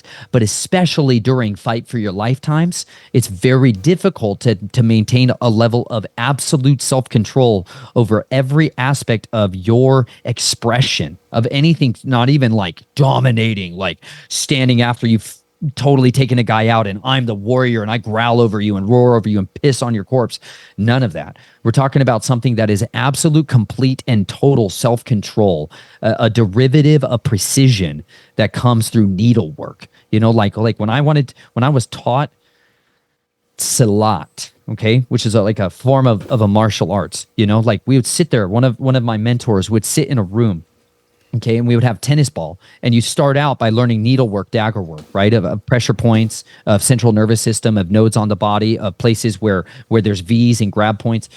You start in by catching a ball, by throwing a tennis ball up into the air and learning how to strike it, precision strike it with either hand, right? And then as you get better at it, they start throwing the ball into the air, and you start learning how to touch point that. And then it kind of advances to the next degree where you're putting them on a pendulum. All right, you tie it onto a rope and you start swinging it around the room and being able to hit that with your fingers precisely. And then you got to get to a place where you're learning proprioception in darkness, because the main preeminent quality of silent killing was learning to hunt from darkness, was learning to work with shadow work, and learning to be able to evade light, evade sound, evade scent. Like it's a very multifaceted method of like Wolverine killing and Apache killing, where you're learning how to work in the shadows and manipulate perceptions of your target, of your host, to induce primal urges of fear, of dread, of terror, of disarmament. so that there's no visible threat. And so that's where the multiplicity of personalities comes in, about being an overt little man who seems to be unobscure and no threat whatsoever, and playing on the weaknesses of their mind, that a little child could never cause me harm, could never cause me any kind of actual formidable defense, and disarming your target through that method, and then overwhelming explosive acts of violence that have no noise whatsoever, that the only sound of noise is a trachea opening up and spurting. That's it. But like, there's no sound, there's no domination, there's no sexual release, there's none of those actions whatsoever in this form of killing. And that's very contradictory to the masses of what they experience as a form of killing. But clandestine operatives have nothing to do with that style. They are generally groomed out of people that are more passive aggressive and not A-type personality dominant kind of men. Totally different. Those alpha guys are not suitable for this type of work. They're not capable of it. They literally aren't, because they want to be the man and they want people to know it. I'm the man, and growl over you. Like, a better psychological dissertation on it is this book, which is called On Killing by Lieutenant Colonel Dave Grossman. He goes into a lot of the different the history of killing from time antiquity to today, and how you can desensitize civilians to be more capable of killing others. But the vast majority of people out there cannot. They cannot, unless they're very carefully trained and to dehumanize the other target so that they would actually be willing to take a life. But the vast majority of soldiers during conflicts and wars intentionally miss. He goes through a plethora of statistics about it. But then you have that psychopathic level, that 3%ers, which is now closer to 10 and 12 and 20 and 30%ers of psychopathy that's intentionally developed and cultivated. But amidst that psychopathy, you've got those A-level people that have a sexual urge drive attached to violence, and they facilitate a very different form. They're much more conducive to grunts or traditional special forces. They're not as conducive towards silent operations and to gray man operations and wet works, because that emotional drive that you're describing is noisy. And it's noisy, and it leaves DNA behind. It leaves evidence behind. Even if you're spitting on the guy or pissing on him or whatever else, you can't be leaving any of that stuff through your excretions. And so it's really important to make a differentiation between that. And those that are not singleton killers, people like you're describing, you're talking about a parallel between serial killers. It's a different kind of thing. So you're talking about complete disconnection, where there's like no urge to do anything that's alpha, like nothing, just drop it and walk away, just done, no connection, no thought about it ever again. And not only that, to instantly become a completely different personality that has no memory, recollection, connection to, or has any capacity to recall what just took place instantly. And I mean it, like, you would literally go from a moment where you're strangling somebody out with a garrote, and then you're lifting their body up and hoisting them on a noose with their belt, and then you're leaving that scene like that, okay? All completely silently, right? And then you're instantly going back into the house, having a social affair with everybody else and mingling for hours, okay? Instantly. Those things are in those. That's not really, in my opinion, it's not really possible without the split personality mind control already settled into the operator. Most people are not as conducive to be able to do those two things immediately, and to others, it's so horrific and it's so uncanny that they are not capable of being able to understand those two parallels, but that's why a lot of soccer moms are the best sleeper cell assassins in the world, because they're incredibly disarming when they roll up with the minivan, and they can do all of that kind of world, and then they just dismember people in basements, and they go back to playing soccer mom minutes later, but that's the realities of more the trades of silent killing, and learning needlework, and learning to operate from the darkness, and turning off the lights, and learning how to kill and to hunt and to find hearts and to find ligaments and to find connective tissues in total darkness. Like that was where I learned to hunt in that regard. And it was always very distinct and separate than kind of those sexual urges like you're describing. Man, you see this all the time with people that start speaking out. And again, they play that mental illness card where like, oh, this actor had depression, this person had depression. But it seems like as soon as they start digging into stuff, all of a sudden these weird sexual urges come up. And like, how many people do you hear about that are whistleblowers that end up, erotic asphyxiation in the closet? And now that you're connecting these dots, like, I assume that there was somebody that came in at some point and did something, but I didn't know the extent of the type of people that they have doing this work. And the scary part is you hear this stuff so frequently, it makes you wonder how many of these people are really out there that you have no idea about, especially if they are the soccer mom, if they're just the little kid that, you see sitting on the park bench just reading a book one day, and then next thing you know, he's out and about following somebody that he was intentionally supposed to be following, and then back to just sitting on that park bench and reading a book. Like, the extent of it is crazy, and it doesn't really kick in until you have somebody fully explain this stuff to you, like how much this is really going on and who is actually behind, again, all of these people that start speaking out, and then all of a sudden they, end up strangling themselves or jumping off a bridge or doing whatever. And it's always, they committed suicide, they had depression, they had this, and they just hide it under that cover, and they have these people slide in and then again just go back to what they were doing. And knowing that a lot of these people are linked in with a lot of these pedophilia rings and all this other weird taboo stuff, like, it just makes a lot more sense that way. And you're talking about disarming people. I mean, if people think that they're just going to do the same thing they do every night, where they're having these interactions and these exchanges with this little boy, and then all of a sudden one day he stops being the passive one and, puts you on your back, and then that's the end of it. Nobody knows the connection. The kid's not going to talk about it. Nobody's going to talk about it. And it's just going to go back to normal. And this guy must have just hung himself in his closet. I don't know what happened. He must have been really depressed or something. I don't know. And it's what facilitates criminal empires. You understand? Like, this is when you got fixers, this is what they do, though. They're very adept at becoming a chameleon to camouflage themselves through the target's perceptions of what they would not expect to see or what they should expect to see. And that's why in some of the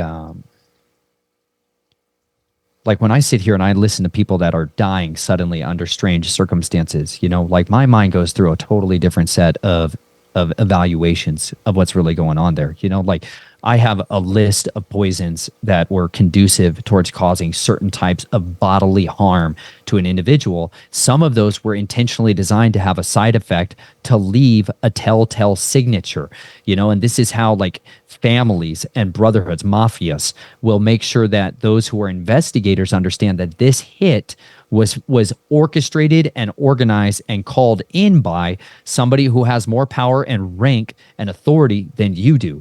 And the way, like, the terminology that was used for me growing up was called a message to the masses.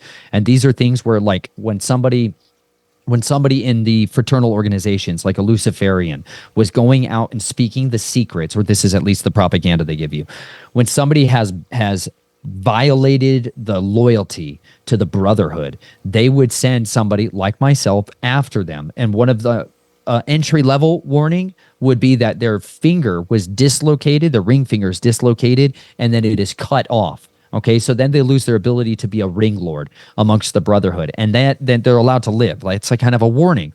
But if they further violate the oaths in that sense, their ring finger is cut off, and then it is placed on the edge of a dagger, a very specific type of dagger, which is what would be called a Fairbairn Sykes dagger, which is a very 6.5-inch needle blade, which is used by commandos predominantly during World War II, but it has been used clandestine operatives for a long time. But that finger is then placed on the end of that dagger, and that dagger is then run through the soft palate of their jaw up into their brain and killing them, but leaving that ring-bearing finger on them, and then that body is just left like that at the scene. Okay, that is a message to all kinds of people that this person died under these circumstances with these telltale signs, and your job is to now cover it up. Your job is to do what you are put in that position as a police, as you're literally, this is your job as the mortician. Cover this one up and make sure it's died of natural causes put on the death certificate. This is how these kinds of operations are done on a regular basis, so that, hey, you may never hear about it as anything other than died of natural causes, but the Reynolds family owned over 50%, some have argued 60%, of the funeral homes in the United States. That's the Body Disposal Incorporated facility, like grinding these burning them into ash and then grinding them up and mixing them into concrete and pouring that slabs. Like that's how they dealt with a lot of bodies. But they also had morticians whose job it was to augment the body to make it look like somebody who got dismembered by an asset out of containment, a killer who is now killing people as a loose asset and is uncontrollable. Their job is to cover it up and make that body look like it had been injured in a car accident so that it could be written that they died in this car accident. Same thing happens for undercover operations that are taking place in countries where the United States military has not acknowledged that we're operating. Like, hey, we are not supposed to be operating overtly in North Korea. But if one of our operators gets killed in that country and they recover his body, they have to fly it back to the United States to a mortician to augment the body to make it look like it died in means other than massive gunshot wounds or stab wounds or shrapnel. And so they'll make it look like they got injured in a car accident. Then they'll take the body back to Germany and have it crash in an accident. And then they'll go ahead and notify the widow and the spouse and all of that. They'll give them the whole parade. That's a way that these kind of activities, this black underworld actually operates. Even on the other side of it too, I mean, will they intentionally like take somebody out and then use that body to try to frame somebody else for something? Because it seems like when we get back to like whistleblowers and stuff, there's a lot of them that they try to throw under the category of like they're a mass murderer, they're a serial killer. But when you start actually reading their manifestos, it seems like they're whistleblowing on a lot of information. Just to like, at least from your experience, have you noticed that they like reuse these bodies in order to frame somebody else for something else, or try to expose somebody with like irrational ideas, I guess, from their perspective, and try to make it seem like it's something absolutely crazy, so that it's just kind of flooding and mucking up the water, so that, if people they hear about this serial killer who has this manifesto and he's talking about all of these elites and talking about all of this, if we make it seem like this guy's a serial killer, then people are just going to take the manifesto as just the ramblings of a lunatic at this point. I can't say I've investigated many of those aspects of what you're asking there. When it comes to serial killers and manifestos, I have seen, what I've seen more consistently has been, that the James Holmes is a good example. A guy here. Here's a reference for you readers out there. William Ramsey has written some of the best investigative books when it comes to this type of shadowy underworld. His book, one of them is called Program to Kill, which goes into a lot more details on case-specific examples of people like the Son of Sam or the Smiley Face Killers and some of these other like serial killers. And who were they really? What's their origin story? One of the other ones, like the mass shooters of James Holm, which is responsible for the Aurora shooting incident. But he just happened to be like portrayed in the media as this guy all dressed up with crazy hair and looking like the Joker. He's the Dark Knight shooter in Aurora, Colorado. And like the reality of that guy, though, they portrayed him to be this lunatic, this crazy guy, a singleton killer, right? That's the common narrative that we get with a lot of these. There's always a cadre of people behind the man. And in fact, the people you need to always spend the most time investigating is their psychologists, is their counselors, is the people that had that access to information. But James Holmes was a very successful and very talented neurosurgeon student, like guy who studied neurosciences, right? Neurosciences, brilliant, right? Scholarships, the whole nine, brilliant mind. Until the psychologist from the Central Intelligence Agency, the Catholic Intelligence Agency, got a hold of his mind and weaponized him, right? And turned him into a what is called an Omega Protocol shooter. So there's different kinds of assassinations or killers that are hardwired and programmed. One of them is like you are sent after a target and you are to die at the end of it. You're to die at the end of it, a disposable one. Ideologically, they want somebody who has a religious ideology or motivation factor in order to be willing to be a suicide bomber, right? Omega programming is the end of the line when it comes to the brainwave states of Greek-based programming systems. And this Omega programming is the suicide protocol, so that you're designed to kill yourself. If you're ever captured behind enemy lines, you take the cyanide pill, you cut your own throat, you stab yourself, you shoot yourself, that kind of stuff. James Holm, when he was captured, he was not supposed to be captured alive. He was trying to kill himself over and over again. He was in that Omega state, lost in that promise state, trying to kill himself, but he was taken alive. And so instead, now they had a daisy out on the chain that needed to be handled through the press, right? And so that's how they portrayed him. So that's an example that I can see that's maybe a bit more in line with that. And William Ramsey did a good investigation on that. And so did another guy named Russ Dizdar. Russ Dizdar, this is his book called Expelling Darkness, Engaging Non-Human Entities Now and in the Days, in the End of Days. He had a much better case-by-case study of dealing with mass shooters and the programming and the handlers, and he would dive in super deep on investigative reporting on those kinds of guys. But James Holmes is a good example of that. But as to your question regarding the use of bodies as a means of stacking them onto other people for incrimination, I don't have as much experiential knowledge of that side of the equation on that regard. Inquiries of All Reality will be back after this brief commercial break, but just a quick reminder, don't forget to go and check out the awesome sponsors of the show, IKNOWSQUATCH, Cryptoteeology, Snarly Natural Products, Oregon-ite, Dimension Devices, and Big Ape Threads. More information and discounts for those are all available down in the show description. Now feel free to fast forward through these commercials so we can hop right back into the show. And we are back, so let's get back to it. And I do have a question. I want to kind of dive into something you'd mentioned a little bit earlier, but before I get into all of that, of course, just something that I kind of have come to a conclusion on my own, and I kind of just am curious of people's experiences having gone through this kind of stuff. There seems to be obviously this huge link and connection between these occult rituals and leading into the government side of things, where they're trying to take people out, they're trying to do all of these secret operations, coming from somebody on the inside of it, of course. When it comes to the occult stuff, do you think that there is this huge spiritual side to all of this stuff? Or even on the other side, do you think that the people who are conducting this stuff believe in the big spiritual side of all of this stuff? Or do you think that it's just a means of, again, doing this mass manipulation, this master understanding of psychology, and there's not necessarily this like magic or spiritual side to it? It's just part of the inevitable game in order to fulfill your end agenda of manipulating the human mind? It's a great question. I sincerely believe it is a devotion and a loyalty to other spiritual influences. These people have deep-seated fidelity, loyalty to Luciferianism. You know, there was three main branches of what I saw expressed in there that was the core tenets of what drove many of them.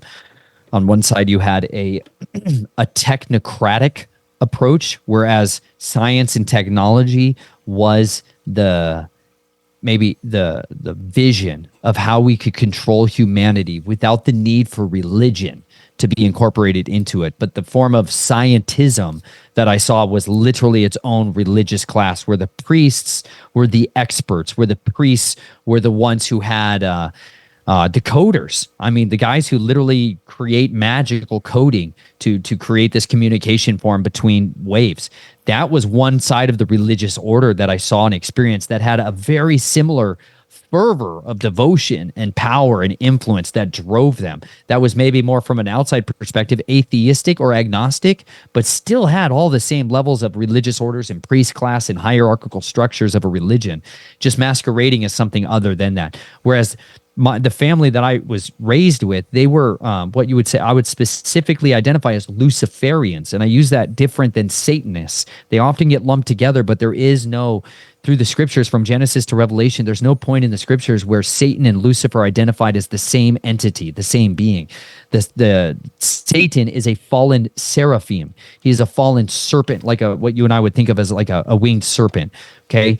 His rebellion and his choices in life were to be adversarial and prosecutorial, like somebody who is much more of a legal prosecuting attorney in his regard, in his role, and somebody that was always appealing for legal rights to enact his will on the earth. Whereas Lucifer is the name that we get. That's a Latin bastardization of the name Halel ben Shahar, which is better translated as the shrieking one, the howling one, the son of the howling morning. And he was much more involved as a cherub. He's described as a cherub, which is a different entity, a different species. You know, there's seraphim, which are those serpentine ones. There are ophanim, which would be like the physical bodies, the chariots of fire, these orbs of light. They're the literal ships that have a spirit in them that transport and teleport and move around transdimensionally. And then you have another one that's described, which is cherubim, and then messengers or angels, like we would call it, along with hierarchies amidst each of these. These are all separate species of immortals. My contention is they are actually immortals, meaning they had a beginning, but they don't die. And so therefore their choices have long-term consequences on the plane of existence that you and I live on, because they're masters of psychological manipulation because they've been around a long time. They physically have a lot more data and information to be able to run psychological operations on here on the earth for good or for evil. And Lucifer really was one who had I wills, declarative statements and covenants of swearing his power to take the throne of the Most High, and he will ascend to the heights of the heavens. Like, he specifically declared these I wills, and the invocation of power came from secret knowledge. He utilized a force that was called iniquity, which was like overt, continual rebellion to all things morality-wise. And so Luciferians, they are adepts at seeking apotheosis and ascension to godhood through secret knowledge. And if they can balance much of their evil deeds with their good deeds, they can hold the power of the dark and the light simultaneously, that they can be workers of good and evil, of bad and good, of bad and good at the same time. And so that's where we get a lot of the mystery religions and a lot of the Luciferians in the forms of Freemasonry, Rosicrucianisms, and like Daughters into the Eastern Star. A lot of those cults. That was one very potent side of my family's religious fervor.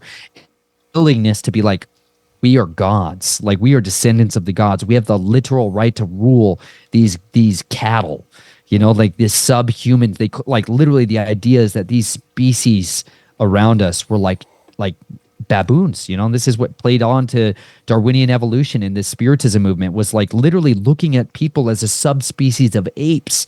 This comes from Luciferians, you guys. This is not scientific method at all. This comes from the religious rites and rituals and the practices of Luciferians that they then bolstered up one of the most wealthy families in the entire history of the world, which was Darwin's family. He was a chosen asset to bring forth that scientific justification for ruling over people and to bring about forms of systematized eugenics.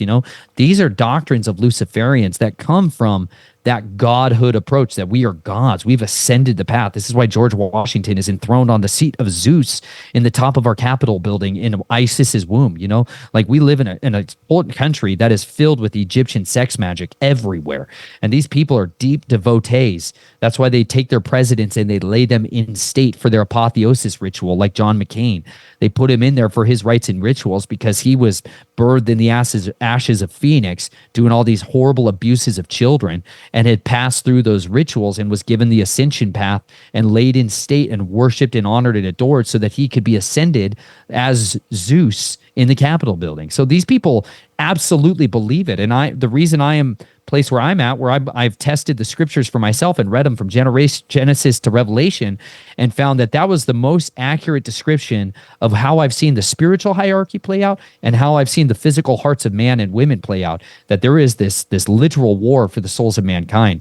And we are living in the time and the days where that veil of secrecy is splitting open. There's a revelation of the beast, and there's going to be a revelation of Yeshua of Nazareth, the King of Kings. And there is going to be a war between radical intelligent evil and radical righteousness, and it's playing out every day in front of our eyes.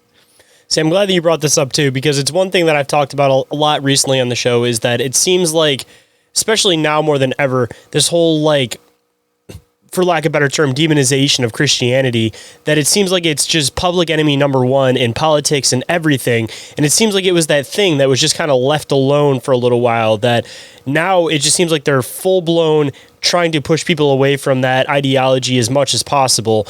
And the attack can't just be simply just because society is starting to change and it goes against these religious views. I think that it's something way deeper than that they know that there's truth within the Bible. And no matter which way you want to decipher it, whether you're somebody that's, fully Christian, fully Catholic, or if you're somebody that just kind of looks at it from the more literal sense that there is history hidden within the Bible, then there's something to the book. There's something to the power of the book. And the fact that they keep pushing against it just kind of brings more validity in my mind that there is important information that's being seen in there.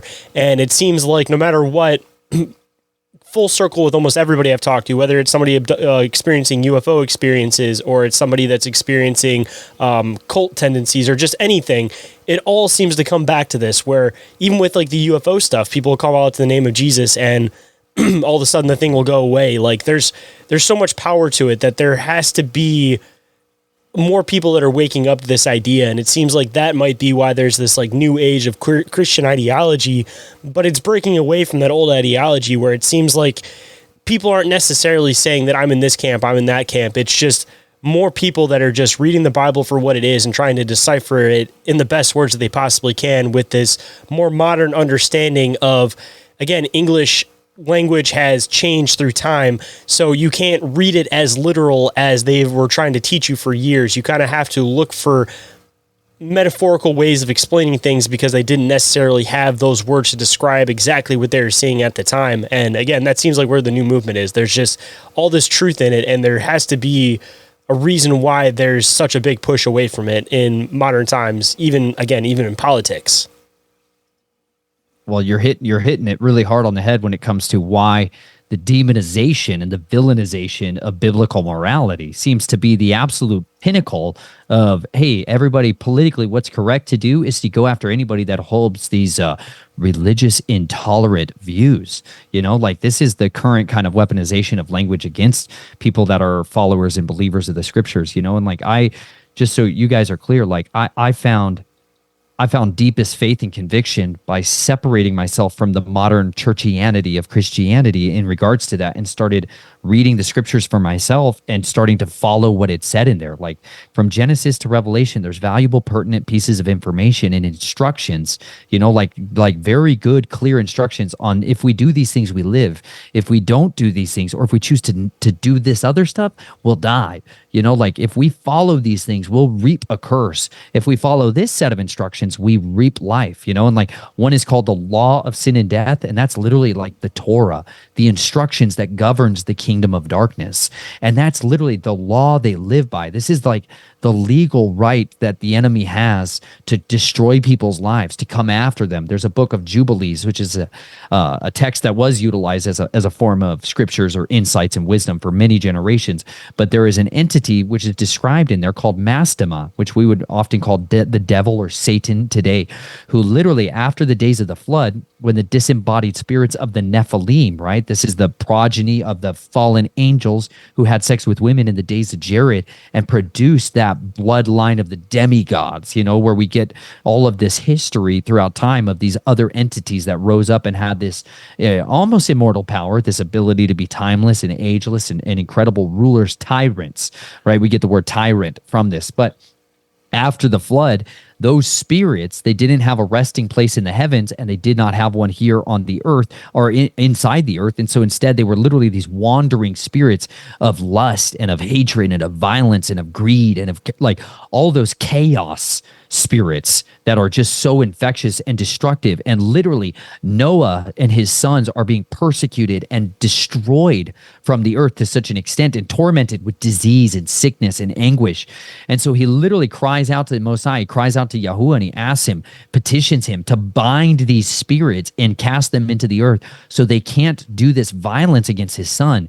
And Mastema, right, like a legal attorney, steps in and petitions the Most High that 90% of those demons, those unclean spirits, be cast into the earth in like a holding chamber, and 10% be allowed to be on the earth to execute his desire to punish the souls of men, to punish mankind who do not walk in the ways of Yahuwah, who do not practice the Torah, the loving instructions of the Most High, right? Who do not walk in the covenant of obedience to him.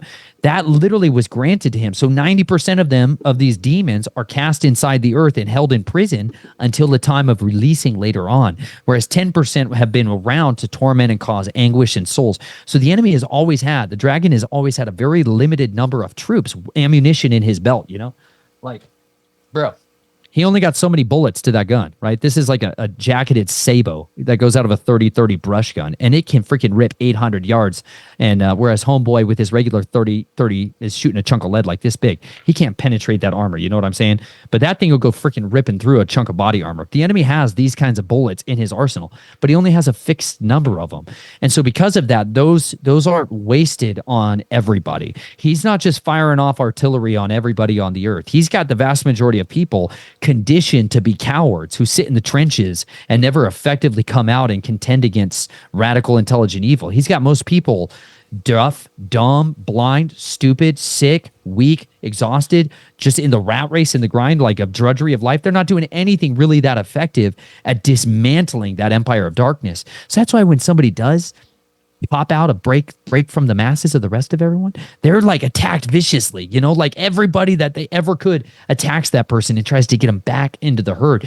The enemy starts sending out tormenting. He starts taking their sleep away. He starts sending them anxiety and depression and dread and sorrow and sleep paralysis. Like that's when he launches those bullets of that demonic warfare against them. But we are now living in a day in a society where open occultism from people like my family and occultists who have been opening portals and summoning these spirits and creating doorways through bloodshed. You know, like when you spill the blood of an innocent, that literal blood sits there and opens a portal into the realm that allows unclean spirits, these restless spirits, to come out and then enact their will on the earth. And that's why we're seeing this unprecedented rise of occultism. We're seeing that unprecedented rise of witchcraft and sorcery and divination being popularized and being made exciting. You know, it's sexy Normalized. to be a part of it. You know, like they're making people be depraved, embrace the beast. You know, like, dude, you guys have no idea what you're dealing with. Like, no, you don't. You don't have a freaking clue what real principalities and what the princes of darkness really are. Like, these are our governing authorities. You got to understand. You think you're looking at somebody that's like the white prince who's here to save us all? Like, these people are some of the most compromised people on the face of the earth, and they have been willing to do the most disgusting things to other human beings in order to get in that position of power. You don't want them to be your representative by any stretch of the imagination. You want to make it absolutely illegal for people that practice secret society oaths and have other foreign assets and people that have passports to other countries or other kingdoms run in your country. But unfortunately, we live in the land of the plumed serpent, you know, and like that America and the land of Quetzalcoatl really is filled with the priest class of these diviners. And you know what? The more people would understand their authority and listen and study to people like Russ Dizdar and go ahead and learn, hey, what is it about spiritual authority? How is it do I engage non-human entities? How can I learn to prayer map and intercede and have love for my enemies and cast out demons and utterly drive back the darkness with truth and understanding and with compassion and love to be able to set captives free from that absolute hell that they're stuck in? Hold that thought. We'll be right back. And we are back, so let's hop right in. Man, one thing I've been thinking recently, society has turned into Sodom and Gomorrah, and eventually Sodom and Gomorrah was to completely destroy it. And I feel like we're at that turning point where if we don't start pushing back in the other direction, like whether you're looking at that symbolically or literally, like our society is on the brink of being destroyed. And we've seen this again reoccur and happen in history multiple times, but it seems like they break people away from actually being aware of the history because they know history is bound to repeat itself. So people aren't aware of the history. They're going to keep getting stuck in these same ruts and these same repetitive points. And again, it seems like their war isn't necessarily winning. Society collapses and it restructures. And maybe that's what it needs sometimes in order to get pushed in the right direction. But it seems like we get to this turning point where the darkness ends up completely taking over. Everything gets destroyed and everything restarts again. And maybe that's a matter of them winning. Maybe it's a matter of them actually losing, that it gets to that point where everything breaks down. And when society restructures itself, I mean, they definitely try to have their intention on pushing how they want society to restructure. But as long as you have those people in the background that are still willing to speak up, society is never going to completely restructure to the way that they're intending it to restructure when these breakdown happens. So again, we're just going to keep repeating these repetitive cycles until it breaks down completely in one direction where we don't let it happen, or it breaks down completely in the other direction where we don't have any more of those voices anymore. They're going to speak up and they can restructure these societies how they want them to be in the first place. Like, this has literally been reoccurring since the beginning of time, and people are forgetting the history and they're just repeating this repetitive loop over and over and over and over and over again. They call it a revolution for a reason. You know, you go on a tire that goes in a circle and you come right back to the place you began.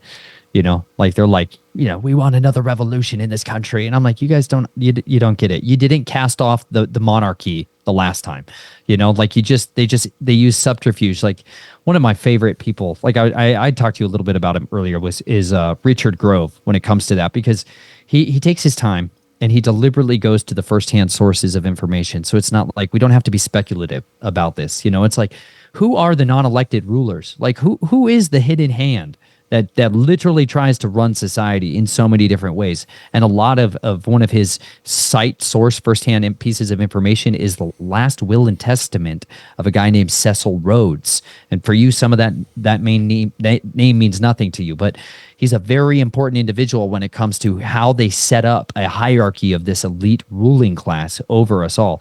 And that goes back into the Vatican's treasury, the guardians of the Vatican's treasury, which are people called the Red Shields, right? The Rothschilds, right?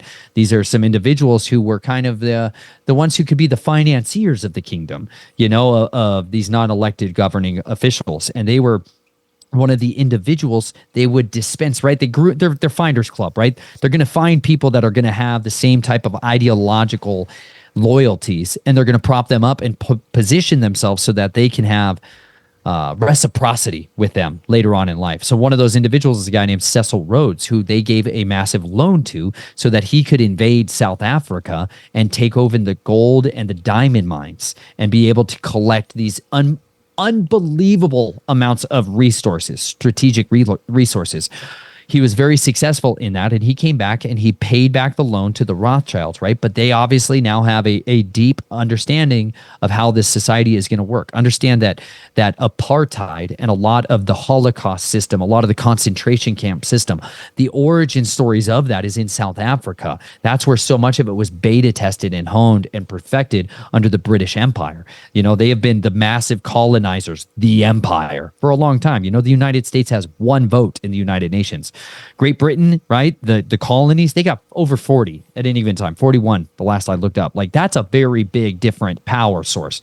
You know, like the monarchy, the Germans who are masquerading as the British royalty today, you know, that bloodline of people, they control about a sixth of the population landmass on the world, on the earth. That's a big deal. You know, it's a lot more powerful than what a lot of people think of America, the most powerful. I mean, look around on flags. How many flags actually have the British flag incorporated onto them? Like there's South Africa, Australia, like Canada, like they're all incorporated in. It's just hidden within it. Yes, absolutely. And so like, and a lot of this changed in Cecil Rhodes, basically at his last will and testament. When he died, he wrote and disclosed this will and testament that all of this wealth, unbelievable, right? For those of you that are thinking of diamonds are a girl's best friend, you know, the De Beers, the good marketing, a man should work half a year's wages for an engagement ring, right? The artificial scarcity of diamonds, which were otherwise not really the most valuable and useful gemstone for a long time, that came through the De Beers empire. Okay, that empire, all the financing and the wealth accumulation that happened during Cecil Rhodes' life was then written into a testament of creating and establishing a secret society, real words, a secret society that was modeled after the Jesuits, meaning they would have this tier onion-like organizational structure of shape-shifting chameleons who would infiltrate other layers of society at any level. Bro, they don't care if their most powerful and influential version of them is a freaking street sweeper, or whether or not there's somebody that's in the upper echelons of what you and I would call the positions of power, right? It's irrelevant. It's obedience and fidelity to advancing this agenda. That will and testament created a massive financial empire to finance that. And they created something called the Rhodes Scholarship, which was a way of basically having the Rothschilds, without their name attached to it, pick and choose who the influential next generation leaders are going to get groomed and educated into their secret society and advance it. This is where William Clinton came from. Bill Clinton was one of those Rhodes scholars who was a deeply compromised individual connected into these child exploitation campaigns, a guy who'd been working on blackmail operations with money and drug laundering, right, through Mena, Arkansas, a guy who was very quick to have his political enemies murdered off for him, right? Somebody who's connected to families like mine deeply. You know, that guy was groomed and selected much earlier on in his life and then given that secret secret education that just the vast majority of you don't have in order to be somebody who's in that Manchurian class of society. That is how it seems like this agenda just never stops. They're like, you're going to elect the Republican this year and the conservative and the Democrat next year. But still, if you pay attention, like the advancement of the agenda towards, what was written on the stones in Georgia, it's like, yeah, they're really working towards a technocratic control of the United States to maintain a population of less than 500 million people so that they can run, literally through AI and drones and technology, that they can run everything, and they don't really need the cattle class anymore, the servant class anymore. So as soon as like the servants are not necessary, as soon as they have really effective drones, like highly effective autonomous robots, like they will eliminate the regular people class very rapidly with precipitously effective chemical and biological warfare.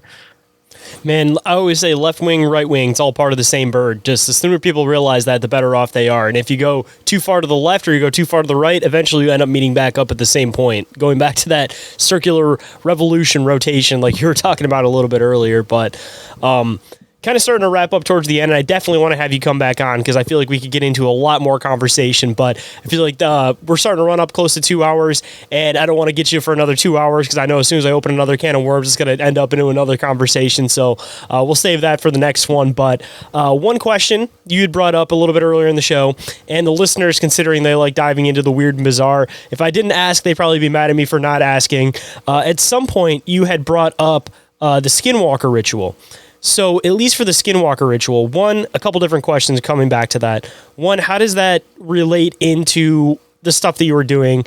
And two, the whole Skinwalker ritual is usually kind of fits in with the more like Native American idea of things, that it's like this medicine man that becomes like this evil medicine man and learns how to like manipulate his appearance, whether you believe that that's through changing somebody's perception to seeing what they think that he wants them to see, or he's physically skinwalking and changing into something else. But at least from your perspective, I want to hear at least what you know about the Skinwalker ritual and how the Skinwalker ritual fits in with the ties and what your family was doing at the time. Well, how it fit into the ties of what my family was doing was finding other ways of doing, secret killing. They were. So was the intention to create a Skinwalker, or was it like the ritual itself? The intent, no. Well, twofold. First of all, to create a total shattering of myself. Part of the culmination of that ritual is to kill somebody. There's a lot to it. It's not just like one specific ritual, but a culmination of that was. It's one of those things I've dived into a few times, but the information is so scattered that it's like there's not anywhere that it's just this is the Skinwalker ritual. It's like the main component that I find when I dive into it. I know that there's a lot more pieces to it, is that you have to kill a close family member. And usually from what I was reading, it's what, like a brother, a sister, a mother, a father, like intimate close family member. Yeah. I didn't have intimate family members like that. I didn't have the same connection with people in my family. I had a big wall between them and me, so it was a classmate of mine. See, that's where I was kind of curious where the connection kind of comes in with this stuff, and if they were intentionally trying to create a Skinwalker, if it was more so just the practicality of like doing the ritual itself. I think the bigger goal of it was a killing off another layer of my humanity, and giving me a further distancing tool to having relationships. Man, to me, I think it was a psychological punishment. It was a punishment for having a friend. And that love is dangerous and friendship is dangerous. And you should never have anyone too close to you, because you may be tasked with the unthinkable, which is to kill that person, to kill the one you love, fundamentally. So on one side, that's where I saw the perverseness of my family, the manipulation side of it. But on the other side, like the Skinwalker itself, a lot of the actual training of the practices and the rites and the rituals was learning how to use hidey holes, was like learning how to literally conceal yourself in extremely small spaces, physically small spaces, and using, like a tunnel system, using different tunnel systems and using smokes and vaporous powders and stuff, intoxicating powders, like we would raid a great, like freaking ridiculous, but we'd raid a graveyard, we'd go into a graveyard and we'd dig up infant graves and pull parietal plates off of the skull and grind those up into powders.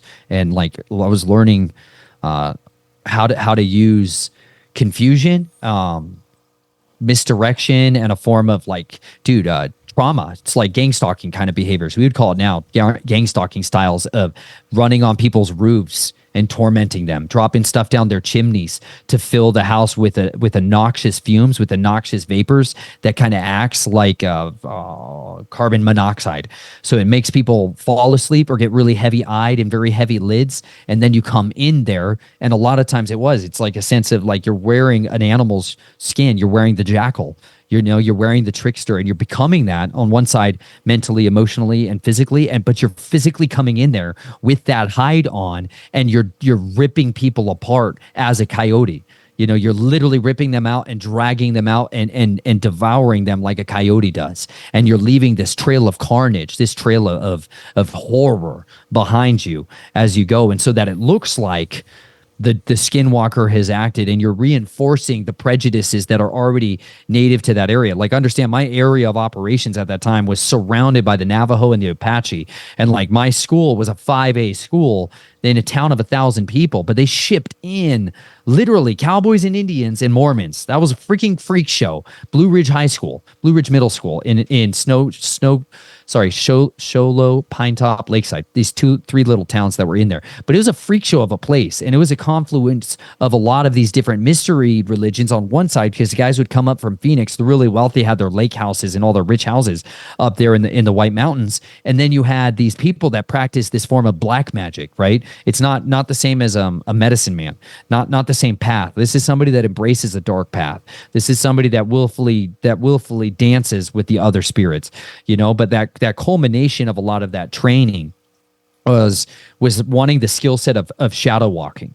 It was not necessarily the shape shifting as like the major goal. The goal was to learn the art of shadow walking, learning how to walk between realms, spiritual, physical realms, and to be able to split shadows so that you could be unseen by your target, so that you could not be detected when you were in the room, so that you could invade the dark spaces in between, like a door that opens up. And so that was more of what a lot of the real agenda was when it came to the silent killing side of the equation. The shape shifting side of it is a component of it to me that I never saw anything other than a total possession. I saw total possession where there's the exchanging of the breath as there's a strangulation of the other love, and you're breathing that in, the nefesh, and you're taking that in, and you are then becoming fully possessed by their spirit, by that other spirit. To me, I had seen similar things in the Brotherhood of the Snake down in Lake Havasu when it came to that. I'd seen people shapeshift before that didn't go through the same level of rituals and practices. To me, it was more of what are called metaskizmazotoi in Greek, which are shapeshifters.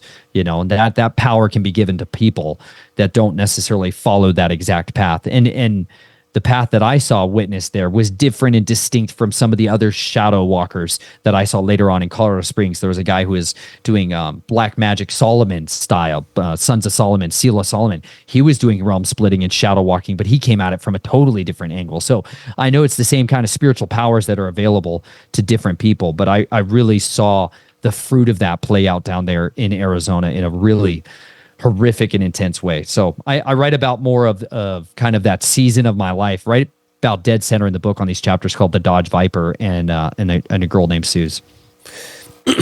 So it seems like it's one of those things that there's multiple means to the same end, and it's just a matter of different avenues to get into these things. And I mean, honestly, just being able to shift and shape within the shadows, I feel like that's a form of shape shifting all on its own. It's just language is so loose sometimes that when somebody hears shapeshifter, they instantly kind of have this idea about somebody like literally physically completely shaping and changing form, but it may not be always as literal as that, but just learning how to hide amongst the shadows and learning how to hide within the skin of something else and become something else. I think that, again, is another form of like shape-shifting. It's just a different like play on words, and it's not as literal as people take it out to be. And I definitely think that the other side of it is definitely possible, but I've always kind of geared towards the idea that it's more of like a change of perception. And maybe that change of perception is more so from the person itself, that the people that see these skinwalkers, you know, they're the ones that are getting completely annihilated by these things. So then what's left is this blood trail that when people come in, they're just seeing this animalistic blood trail. Then they have this whole idea that an animal did it in the first place. So it's shifting amongst people because nobody's actually seeing this thing in its complete literal form.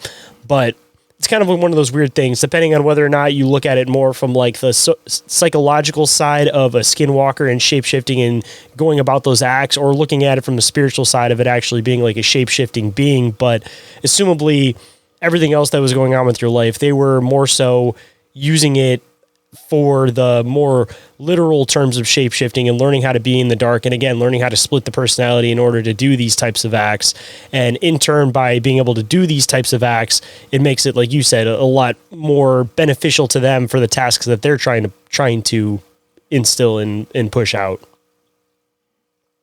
Absolutely. And there's also a practical side of getting into like wolf packs and lone wolf killers. And like, I mean, it's literally, dude, to cover your trail, like you learn to kill people and make it look like animals, biomimicry, and like learning to call and imitate animals, and then setting animals free out of exotic animal farms and wild animal sanctuaries to make it look like that's what happened here. You know, when there's a major massacre of a bunch of people who died and it looks like a stinking wolf killed a bunch of people, that's literally how they would cover that up, man. They would start forest fires, start a bunch of forest fires, and then let out a bunch of exotics, and people are then totally confused as to what the heck is happening and why a bunch of people got killed by seemingly wild animals, you know. But that's a lot of times, you know, dude, that's a freaking asset, killing people very effectively that way, you know. But most people just aren't trained in the arts of tracking. Most people don't understand how scout schools really work and how you train people to do clandestine killing. And a lot of it is, maimed by animals in the woods is a very effective cover story for how you can make people just be missing, you know, and they only find pieces of them, just enough pieces of them to make it confirm that that person's dead, you know, but whereas the rest of them were fed to javelina so that there's no trail of evidence. I mean, even on the other side too, you talk about releasing the animal to make it look like something is in the area. How often you hear about these killings about animals being set loose and completely just taking out a camp of people, but the animal is never found. On the other side of it, I mean, probable deniability, if the animal itself disappears after it's been released, then this animal could theoretically be in the area, and then you open up the opportunity that whenever you need to instill these acts, you don't necessarily have to release that animal every single time if there's still one that's missing and was never actually found in the area. Oh yeah. And people that are not from the West don't really, maybe you're going to struggle to comprehend the size and the scale of wilderness areas and national forests. You know, like these are huge, vast territories where there are literal leopards and cougars and jaguars that are like active, real, like roaming around, and they do stalk and kill people, you know? So it's like, especially on the reservations, there's a lot of unexplored and a lot of unidentified and misidentified animals that allow this kind of culture to become infectious. And so much of what's effective out there in near reservations is that mixing of the spiritual trauma and terror with real life animals and dude, like real life weapons you carry that are these animals' teeth and these skulls. You know, it's like there's a reason I got a bunch of freaking teeth and claws up here of these animals. You know, like this is freaking tools from tradecraft. You know, it's not just some kind of like necklace for decorations. You know, like these are things that are literally deployed. You know, like on a garrote. You know, you're swinging around and cracking skulls in with alligator teeth. Like this is the stuff that's like normal every day to most people. They never think about this stuff as like how stuff works, but it's like if you need to kill people down in Florida, you make it look like gator attacks. You know, like it's a different form of killing that is very effective to making it look unobtuse, you know, unstrange. Man, talk about connecting some dots too. They talk about the whole like skinwalker idea that they have to collect the skin of an animal in order to become that animal, and looking at it a lot more literal that, you know, you kill the animal, you take its teeth, you take its claws, you take this, and then you take the skin, and then you run around with the skin on while you're using these claws. And again, that whole shapeshifter idea, I mean, I definitely think that it's theoretically possible, but I think that a lot of the skinwalker stuff is a lot more literal than people give it credit for, because it's coming from Native American folklore, that it's a means of dark people being able to conduct dark acts under the facade of it actually being animals, like you were kind of mentioning.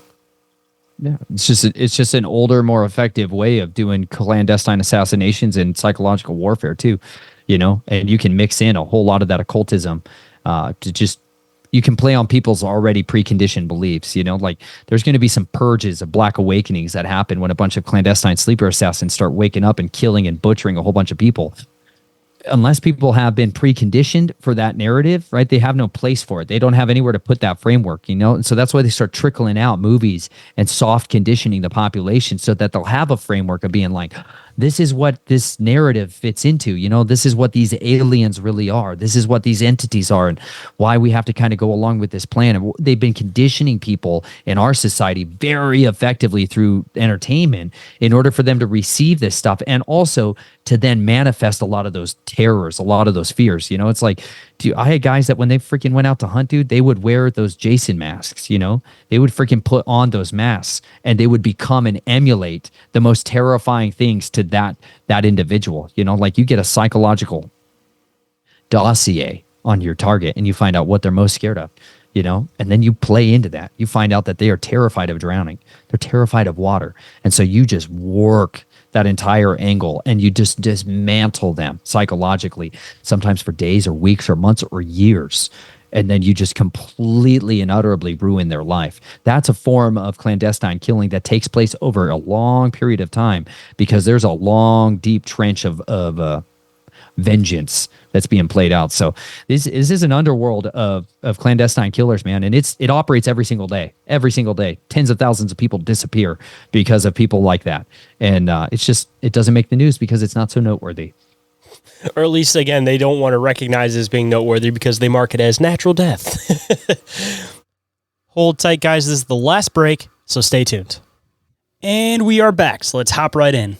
I feel like this might be a good spot before we open up a whole other can of worms, and we'll definitely have to set something up sooner rather than later because there's a bunch of different stuff I want to keep diving into with you. But I always like to end the show with words of wisdom. So if there was any words of wisdom that you might be able to bestow on the listeners today, what might it be? Man, it's a simple somebody else's words of wisdom, and that is about how we actually defeat this empire. And this is Revelation chapter 12, verse 11. Revelation 12 gives you this insight into who this enemy is that we contend with, and that is the dragon, the devil, that serpent of old. And it says that the enemy, the dragon, is defeated by the blood of the Lamb, the words of our testimony, and not loving our lives when faced with death. And you know what? For me, that is the most effective tool that we can ever have, is to come out and speak our testimonies, to share our secrets, to be willing to cast ourselves into the coliseum of public opinion, but to speak the truth uncompromisingly and unflinchingly to try to set people free. So I pray that each and every one of you becomes bold and courageous to try to set the captives free and to be willing to go on a journey with authentic living from the scriptures and find out that, that is really where power and truth and authority comes from, is knowing who you are, and more importantly, knowing whose you are, and that you were born for a purpose and you were born to be a man and a woman of deep convictions who walks in boldness and courage no matter what the cost is. So I love you guys so much that are listening to this and know that I have a deep compassion for every single one of you. And I believe that freedom comes from speaking the truth uncompromisingly. And I hope you guys would be brave enough to do so. So thank you so much for having me on here, Shayn. I really do appreciate it. Wow, man, those are some great words of wisdom. Some of the best that we've had on the show in a long time, and definitely a great message. And for anybody that may want to come and check out your book, they may want to come on and check out your work. They might even want to share some experiences with you to hopefully be able to come to a point where they might be able to talk about them. Where can everybody find your book? Where can everybody contact you? And where can they find anything that you might be working on the internet? You bet, man. The best place to find all that is at snatchedfromtheflames.com. Snatched from the Flames is the name of my book, which is one man's journey to uncover the family secrets buried in his blood-stained past. And I have that available. You guys can get that on Amazon. I also have an audio version, an ebook version, which are name your own price. So you guys that there's no need to have a paywall between me and the truth or anybody else in the truth. That's my opinion and my contention. So everything that I've done out there, I also have like 600-700 videos that we put out over the years on everything from topics like you and I are talking about tonight to the way of the blade stuff and to traveling full time in an RV. And living on the road and bioregenerative agriculture. We got totally into regenerative agriculture and permaculture and farming and homesteading and natural fibers and biohacking and detoxification and all kinds of stuff. My family's got a wide variety of things that we're into. You guys can find most of that on the website or at YouTube. Nathan Reynolds, that's our channel. The Linen Railroad. Natural fibers, bro, changed my life forever and helped me to deal with the constant chronic pain. So anyways, we're fanatically crazy about all kinds of ridiculous topics, and we love to invite people onto a journey of studying and learning for themselves. So that's the place you guys can find the vast majority of my stuff. Also, Rumble at Nathan Reynolds, Snatched from the Flames as well. But everything is available there. If any of you have any questions or insights or inquiries, or you guys want to talk or just fire off those ridiculous, dark things that you never get to talk to anybody else about, listen, no judgment. I love you. I'd be willing to hear you out about whatever it is. Even if you absolutely hate everything I'm doing, I still stick and appreciate hearing from you. It's Snatched from the Flames at protonmail.com. You guys can send me an email there. So really appreciate it again for having the chance to come on here with you, bro. It's been ferociously wonderful. Absolutely, man. I'll make sure I include all of your links down in the show description so everybody can find them quick and easy. And I really appreciate you making the time to come on today, man. Really hoping to do more with this in the future. You have so many different avenues we can go down that I feel like this was a good introduction into a little bit about who you are, what you do, man. And again, so many different angles. We're definitely going to come back around and at least cover a couple of those topics you'd mentioned here at the end. So we'll definitely make sure we plan something to get something else on the books here. That'd be great. Thank you again. If anyone would like to get in touch with me for any reason whatsoever, you guys can email me at inquiriesofoutrealitypodcast@outlook.com, or you guys can get a hold of me on social media, Instagram or Facebook. Instagram is the one that I'm the most active on, of course. Or you guys can get a hold of me through the submission forums, which are available on the link tree, one of which is to contact me, and the other one is to report an encounter. So make sure you guys don't forget to report those encounters while you're at it. And every single thing that I mentioned throughout the show is all available in the link tree, which is available down in the show description. And with that, hope you guys enjoyed the conversation. I hope today's show has connected some dots for you in your own reality, and I'll catch you on the next one. Have a good night, everybody.